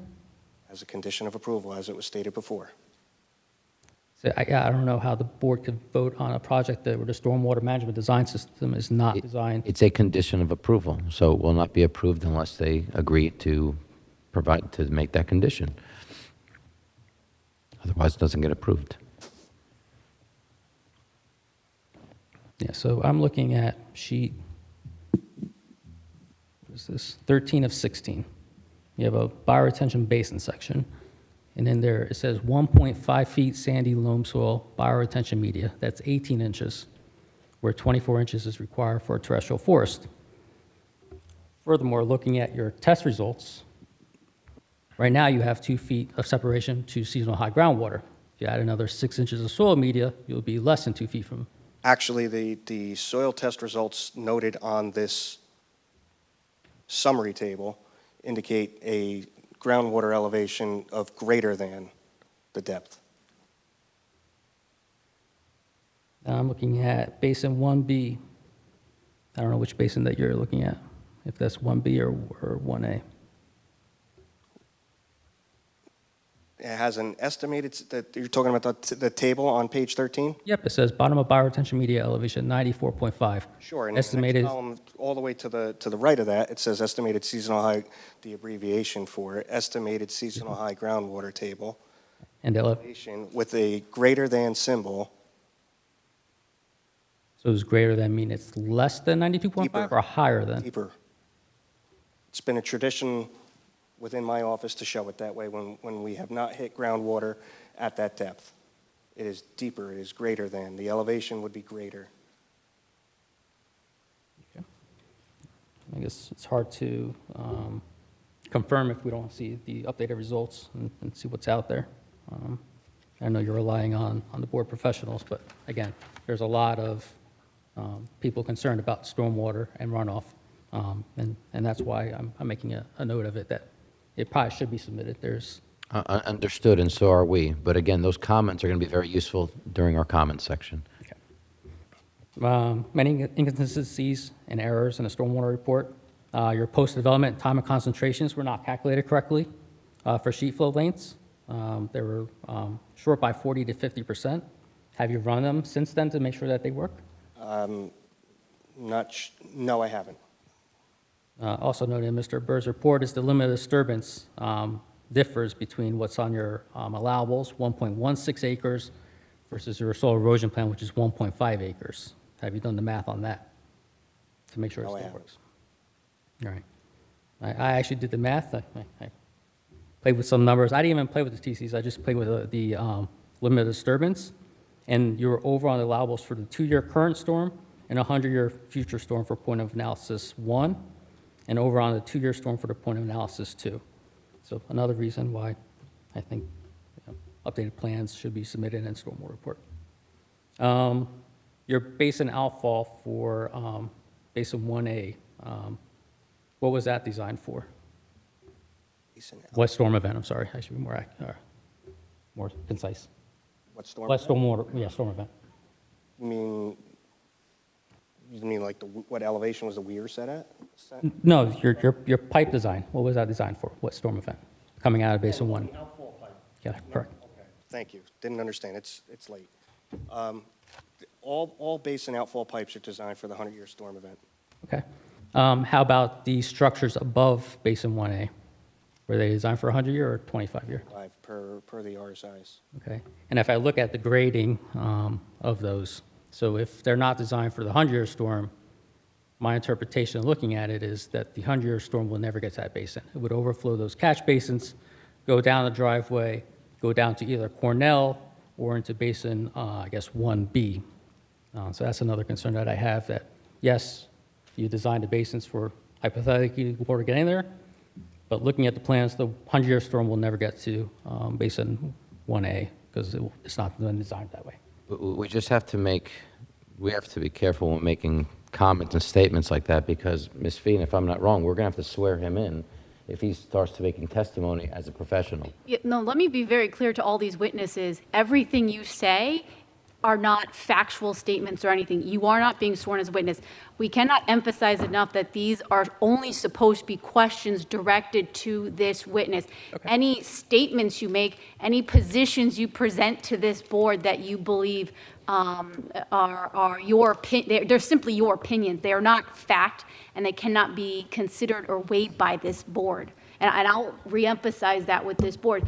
What these witnesses are asking, you can only evaluate what Mr. Fisher is stating. You should not be taking what these witnesses are they're not even witnesses, I apologize, what these members of the public are asking. You cannot take what they're saying as a matter of fact or law. They are simply their opinions. That should not be considered in your overall evaluation. You should only be evaluating what Mr. Fisher is testifying to. Thank you for bringing that up. I did want to clarify. No, thank you as well. I'm not used to being on this side, and I'll phase it as questions because Mr. Simon's really good at that. So what were the pipes designed for above basin 1A? 25-year storm. So if we get a 100-year storm event, will the water runoff go into basin 1A? I'd have to evaluate the 100-year storm elevation relative to the great elevation to confirm that. Okay. And if it did not get into that basin, where would that water go? If it didn't get into that basin. If it didn't, if those catch basins are designed for 25-year, and a 100-year storm comes around, hypothetically, if the water cannot go into that pipe because it's not designed for it, where would that runoff go if it does not go into basin 1A? It will bypass the basin. You're correct. And where does bypass flow go to? Down to the Cornell Road inlet. And do you know what the town system was designed for? No. Do you know what most storm systems were designed for? Storm event-wise? The storm systems in Somerville? In general, as an engineering practice. I'm under the assumption that they're designed for the 25-year storm. Okay. So if that's been designed for a 25-year storm and we have 100-year coming down the driveway into Cornell, where does that water go to? It's going to continue on going down the road.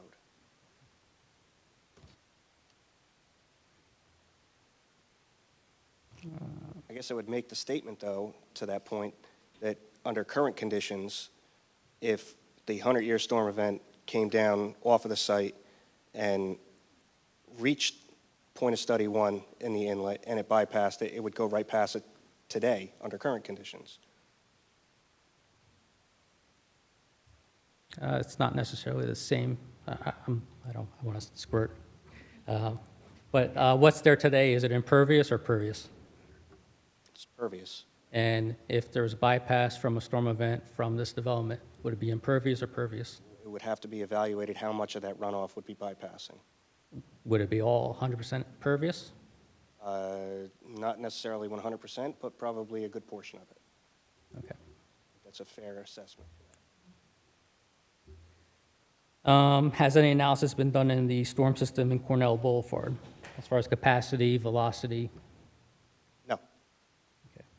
I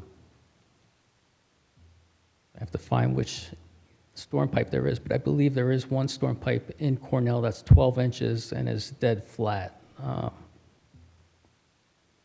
So I guess, is there any plans to do analysis, see if there's capacity in that pipe system that you're tying into? It wasn't something that was brought up by the board's professional engineer. Was there any analysis done on the inlet that you're tying to in Cornell? There's currently two 12-inch connections. You're proposing two new connections to the back, and there's already connections on the sides. Is there enough room in that inlet for all the connections? That'll be evaluated at the time of construction. If the inlet needs to be reconstructed further, we can. What type inlet is that? The type B inlet, I believe. It's going to have to be converted to an E inlet. That was noted in the engineer's initial letter. Okay. Has all the stormwater and all the impervious been picked up on this site? Yes. I don't have the drainage area maps here, but it appears that there's 76 feet of driveway that is not captured and treated for water quality. So are you sure that 100% of the site's impervious is being picked up?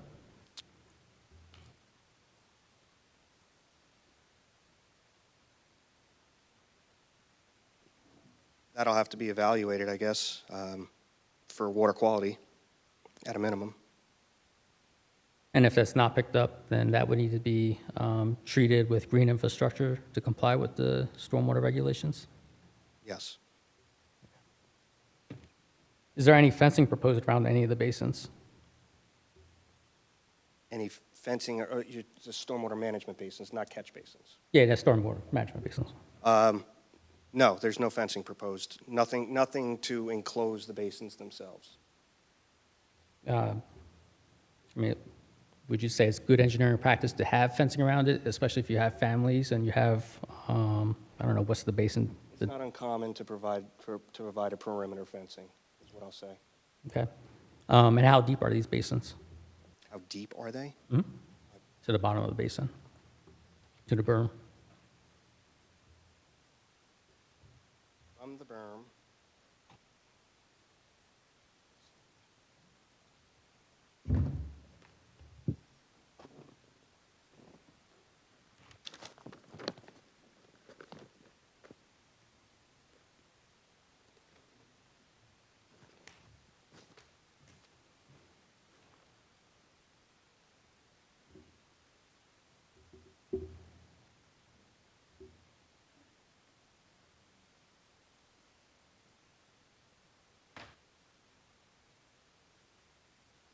Roughly 4 feet to the inside of the basin for basin 1A.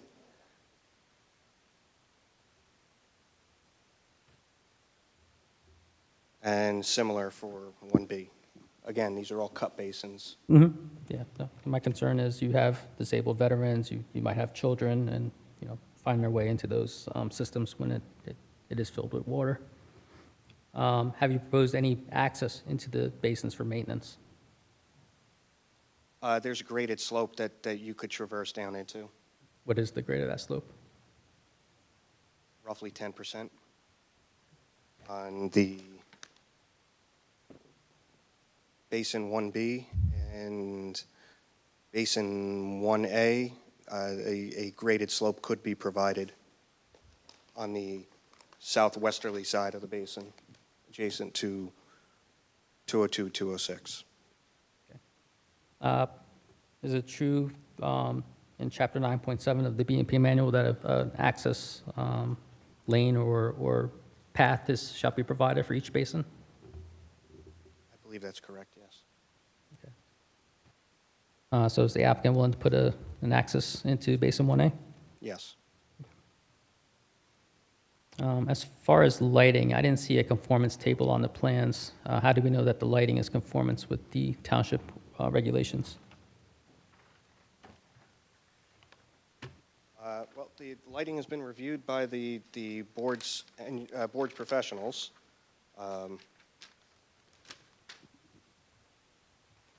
And they have provided subsequent review of that in terms of nonconformities that they found that we've agreed to upgrade the design and make it comply. Where were the nonconformities? I believe it was light levels over the property line. I don't remember the exact light level that was in excess over the property line, but I believe it was with the common lot with common line with.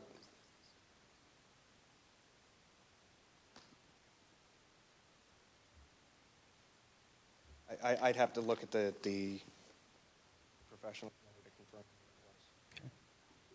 I mean, the question is, would it be prudent to revise that prior to, action by the board, especially if it does affect one of the neighbors that are out here? No, because we agreed to comply.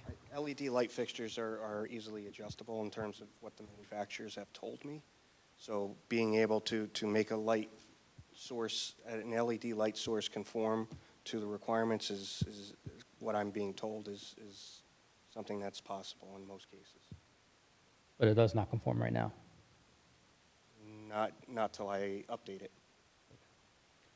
Mr. Amnila, you have a lot of questions. You're getting them in there, which is good. How many more do you have roughly? Because I'm just taking into consideration who else has questions out in the public as well. I'm pretty much on my last page. Okay.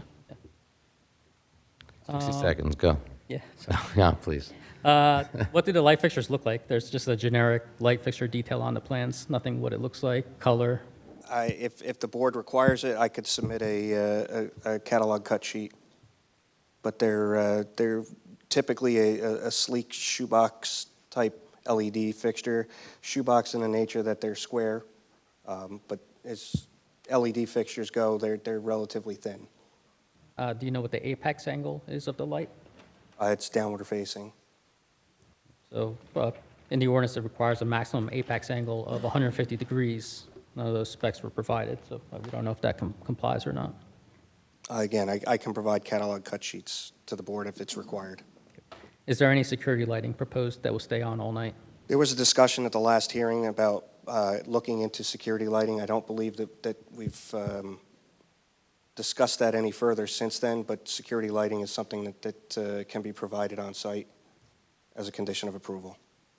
Has there been any consideration to lowering the lights? Right now, they're mounted at 15 feet. Has there been any consideration to 12 or 13 feet? 25 feet is the maximum height for lighting as per the design standards in Bridgewater Township, or the building height, whichever is lesser. So no, at this time, there's no consideration because we're well under the requirement. Are any street trees being proposed? Well, yes, they're in conformance with the shade tree requirements in the Township of Bridgewater ordinance. Shade tree or street trees? The ordinance refers to them. If you give me a minute, I'll find this section.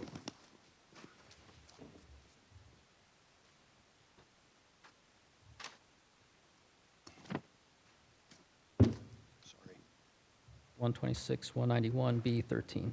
I have it somewhere. Bunch of numbers. Well, if you want it to be in the record, she has to understand. Oh, sure. Section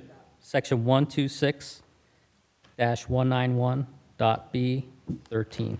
Right, I'm just looking for the exact language in terms of what they refer to it as, street tree versus shade tree, so I can provide proper testimony on that.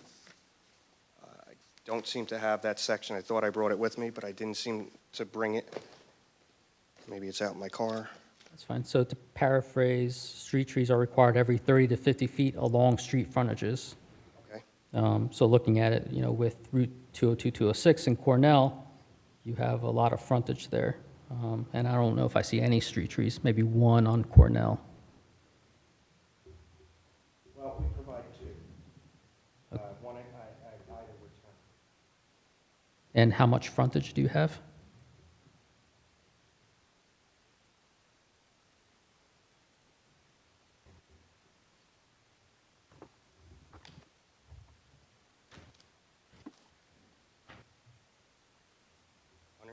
Feet roughly. That includes both frontages? That includes the portion directly adjacent to Cornell Boulevard before it makes that bend, and we don't know who owns that portion of the property. In order to provide street trees through there, I would actually have to clear additional trees to provide them in there, which really doesn't make a lot of sense. I don't see any trees on your plan, because they're not trees per the ordinance. Sure. Okay. Semantics of it. So whether there are trees there or vegetation in that area, there is area that would have to be clear cut, whether it's trees or vegetation or trees less than 8 inches in diameter, in order to put an additional street tree along the frontage of Cornell Boulevard, which again, in my professional opinion, is not something that's really prudent. And on 202, 206, any street trees being planted there? No, there's no street trees provided there. Instead, we provided evergreen screening to help with some of the vegetation and trees that were removed on site to provide an additional buffer.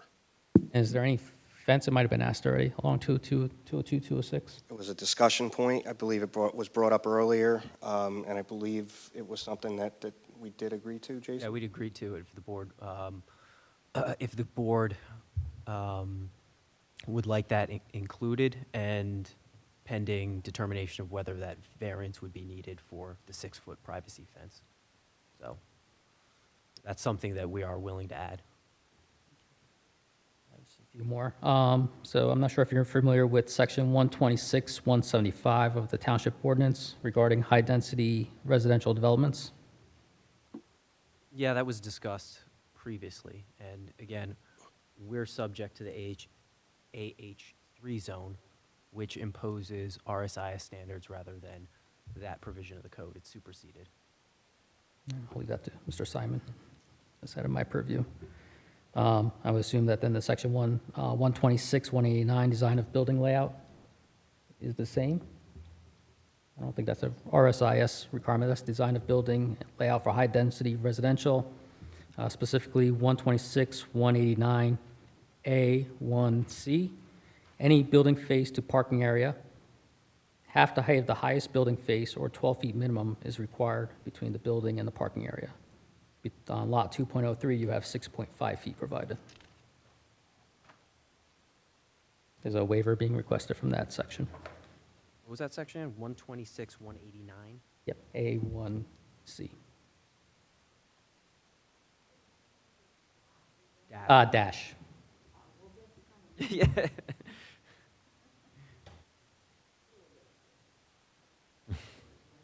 Yeah.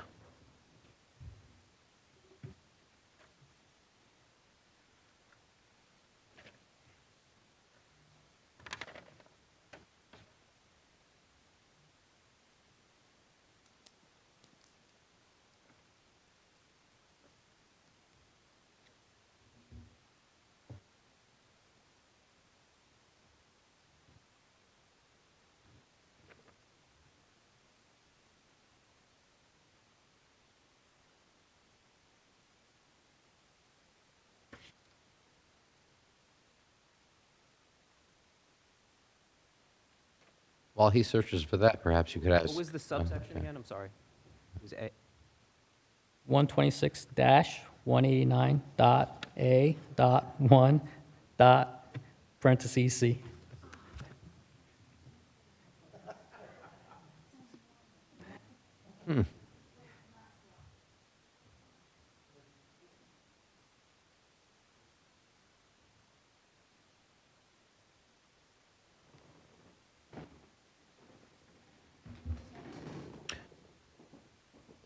That's my last question. That's fine. If Mr. Hyman was searching for that, I was going to say you could ask Mr. Fisher directly, perhaps.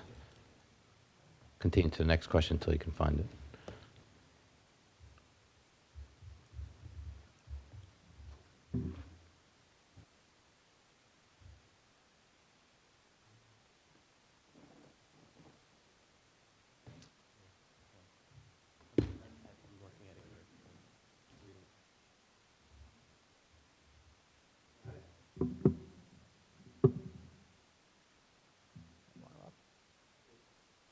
No, I have it. I'm reviewing it.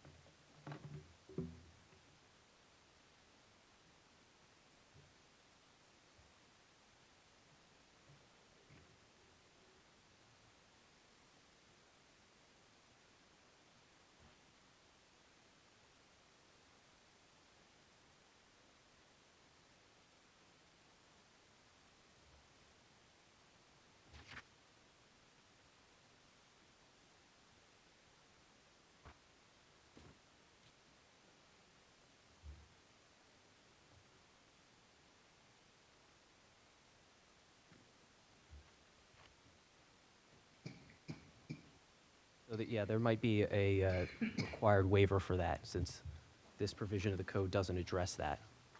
This provision of the affordable housing zone doesn't address this specific design requirement. So there has to. So we'll look into this, but there might be a need for a waiver for that parking distance. Okay. Ms. Fina, we have note of that, right? Okay. Thank you, Board. I have no further questions until hopefully they submit revised plans or reports. Thank you. You had a few, but you got them through. I think we have one question here. Yep. Just one thing to note, that the specific ordinance for the H3 zone does require compliance with the RSI standards, which do regulate driveway width, circulation, all of that. So I'm not entirely sure, Mr. Hyman has indicated that a design waiver might be required. I haven't reviewed it in detail yet, but the RSI standards, I believe, would trump here in that case.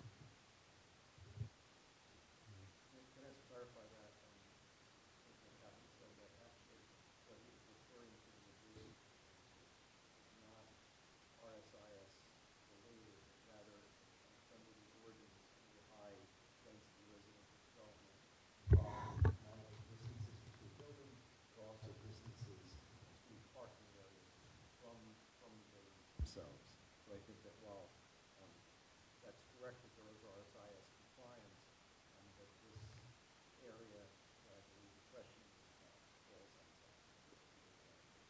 And that's why I said I'd have to look at it, because I've got to take a look at the RSIS standards for if distance between parking areas and buildings is contemplated. And if it is, then it would supersede. If it's silent, then we would have to comply with the town's ordinance and potentially seek a waiver for that.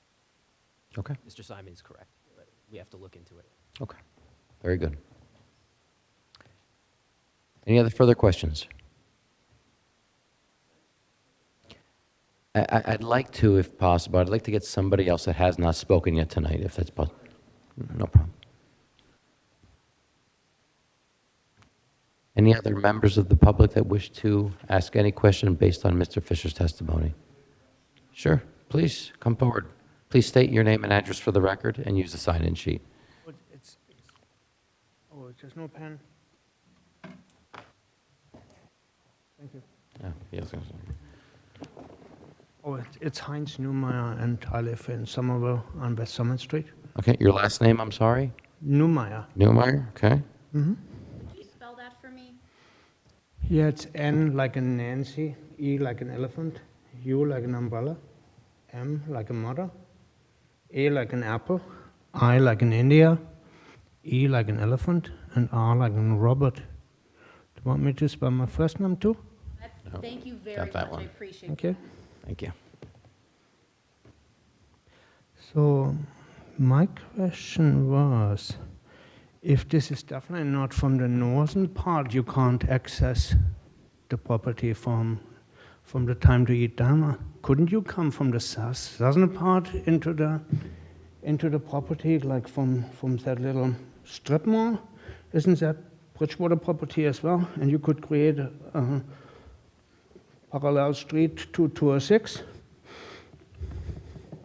You know what I mean? Like from parallel to 206, kind of like coming backwards. So, wait, access through 206? Oh, well, yeah. Like from the southern side, and then just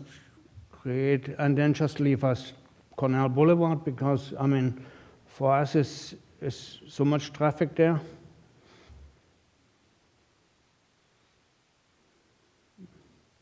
Might be an idea to look into Access it. from that point wasn't considered, but I think it's a moot point anyway, because we made an application to the DOT, and they denied us for access along the highway. There is already an along the ramp. access point into that parking lot, isn't it? You could just create from there. We would have to Into gain the that. neighboring property? Yeah, from the southern border, from the southern side coming into it, if you can't come from the northern side.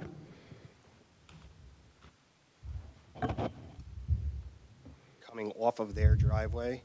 Yeah. Yeah, I was asking the engineer, kind of like, I'm not a builder.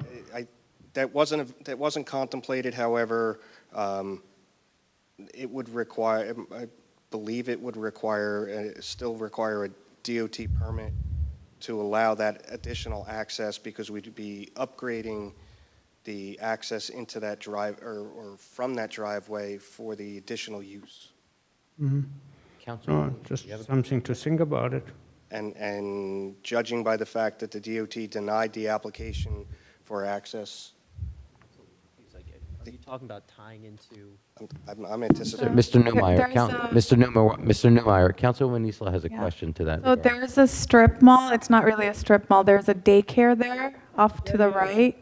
So, little kids are there. So I think DOT would have to review that also, because it's adding more traffic on that side. There's like newborns and a lot of, it's very dangerous driving out of there as well. Because it goes on to that same 206 issue, right? Yeah, So, it's also, yeah. someone else's private property. We couldn't just drive. Yeah, there's a dance studio. I don't know if that's still there, but I know the daycare, Eli's Academy, is still there, and some other. There's a few Yeah. shops. Yeah. And stuff. So no, I was just thinking, looking at it, because when you can't come from the north, maybe you can come from the south. Yeah, so it would need like the review again, like he said, the DOT review, see the traffic, who's there, whose property is that? Yeah. Okay, thank you. But thank you for that suggestion, yeah. Thank you. Thank you, Mr. Newmeyer. Any other questions? Thank you. Okay, is there anybody else first who has not spoken? Okay, is there anybody else who has a question? Last call, is there anybody else that has a question for Mr. Fisher? Go ahead, take the last question. Two quick questions. So I wasn't here for the earlier one. So DOT denied the application, is that correct? I didn't submit the application, so I don't know the greater details of it. Who submitted the application? I believe that was Dolan and Dean. Traffic consultant, Dolan. And was a copy of that denial submitted to the township? I wasn't involved with the application submission, so I don't know. Okay, and will that be submitted to the township prior to a vote, or is that going to be a condition of approval as well? I mean, we've never contemplated access from this. We paused to consider it, but, I mean, we could if needed, but we're proceeding with the application as filed right now. Okay. Thank you. Mr. Simon, you had a question. You'll close it out for us. Just a comment, not even question. It's not obviously a comment on the application, so it's just procedural. So there's been a lot of questions asked of Mr. Fisher tonight that in particular included stormwater management. And the response was that an updated stormwater management report, including updated calculations, would be provided. And I think it was a little nebulous, I think, in terms of the public's perception, in terms of the timing of that, because it sounds like that what the applicant is proposing is that they will submit all these updated reports and calculations, et cetera, as a condition of approval, and that if they don't do it, then either the permit will be rescinded or the application can't go forward once approved. I will state, and just so it's out there, I'm doing a lot of that tonight, that there's case law that very, very clearly talks about important and critical infrastructure for a site plan application. And a board, whether it's the Field case, a Goodfellas case, et cetera, there's other cases too that stand for the proposition that an application is sometimes denied for site plan approval, even if it's a fully conforming application, if the applicant who has the burden of proof fails to demonstrate that the needed infrastructure for the project can work without adverse impacts to the surrounding neighbors, et cetera. And clearly, we humbly and respectfully submit that there's been enough questions, and I give Mr. Fisher a lot of credit in terms of his answers, that there are continuing to be unknowns here, and that we would respectfully request, because it's supported by the law, that prior to the board's deliberation and vote on this application, that the applicant be required to submit his updated stormwater report that he says he's going to, I fully believe him, for review, first initially by Mr. Burr, and then also by members of the public, including members of the public's engineering professionals. And that would include, Somerville, who's here as well. So I believe that that's needed. I think it's critical. I think there's enough questions, especially given the answers given by Mr. Fisher, that be required certainly prior to the conclusion of the public proceedings, so that the public and its experts have an opportunity to fully and fairly assess that revised information that's provided, and if it's fully compliant, then it's fully compliant, and that's great. But clearly, there's issues that currently exist regarding that report, and while they intend to provide updates, it's important that that's done prior to deliberation and vote and not as a condition of approval, and we respectfully contend that there's legal support for that position. Just want to make that comment so the board can consider that. Thank you. And that so that the applicant is well aware, it's right on the radar, that if there's a refusal and that doesn't happen, that's a problem, certainly as far as my clients are concerned. Thank you. Thank you, Mr. Simon. And if I may, Mr. Chair, I would defer to Mr. Burr on whether that pre-vote submission would be required for his review, or whether he's comfortable with post-resolution review. Again, we are more than happy to comply with the board's determination on this, but in our opinion, we believe that we can comply with the conditions, and we want to avoid a situation where we're doing a lot of revisions and delaying this process for additional revisions to be required. So, we'd rather hear the full extent of the testimony, receive the full extent of any plan modifications or revisions before we make final modifications to these reports and designs. Mr. Burr, what do you think about that?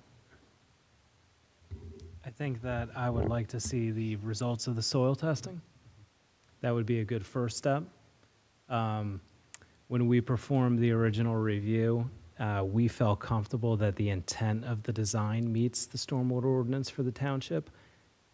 However, we also raised some questions and requested some additional revisions in our report, which the applicant has agreed to. So as a starting point, I'd like to see the results of those soil testing. But coming into the meeting tonight, I was comfortable. Of course, it's up to the board, but I was comfortable with those revisions that the applicant agreed to being addressed as a condition of approval.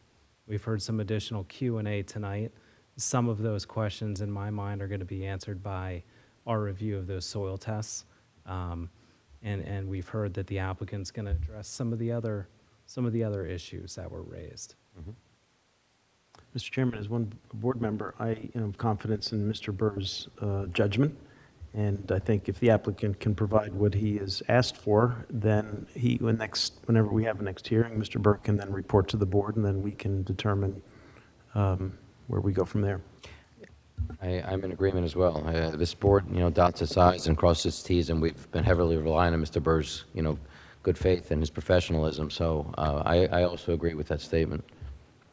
And yeah, the applicant agrees with that as well. We can get you those updated soil testing data within the next week or so. Okay. And just procedurally, there are no other questions for this witness, so that'll close the public portion of questioning for Mr. Fisher for this witness. Mr. Heinman, we are at the 11:30 hour here, and I don't believe you want to bring up any other witnesses, do you, at this evening? Correct. I think And I also said in the beginning that I would not, yes, so. and carry this to the next available date. Okay. As far as the next available date goes, I will refer to our Planning Department Secretary and our Land Use Administrator, Ms. Nancy Probst. What do we have? 8/4 is our next date. 8/4. Mr. Hyman, can you accommodate 8/4? August 4th. And August 4th. We can carry without. Okay.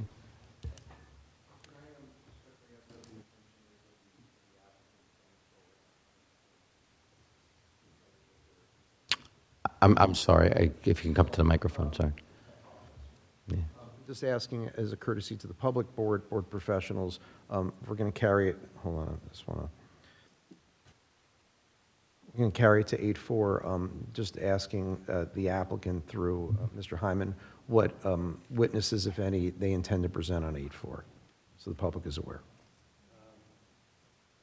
Well, we concluded our affirmative testimony and questions on the applicant's architect. I believe members of the public and Mr. Simon reserved on certain aspects of cross, so we're going to make Mr. Mystery available for any additional Mr. Simon, Mr. Galvin, or members of the public have on the issues that were not specifically addressed related to the architectural building location. And then, of course, we're going to submit the soil testing to Mr. Burr. And to the extent that there are additional questions, Mr. Fisher can answer those. Correct. Thank you. Anything else, Mr. Hyman? If not, we'll see you on August 4th, and just will be carried without further notice. Thank you. Thank you. Can I just comment? And thank you, Mr. Fisher. You have been really patiently answered all the questions. Very nice of you. And also the public questions are very good also. Mr. Simon, and I forgot the gentleman's name, as an engineer, thank you very much. Very nicely done questions. Thank you very much. Mr. Chairman, if I could, Mr. Hyman, can you extend time to 8:30? Of course.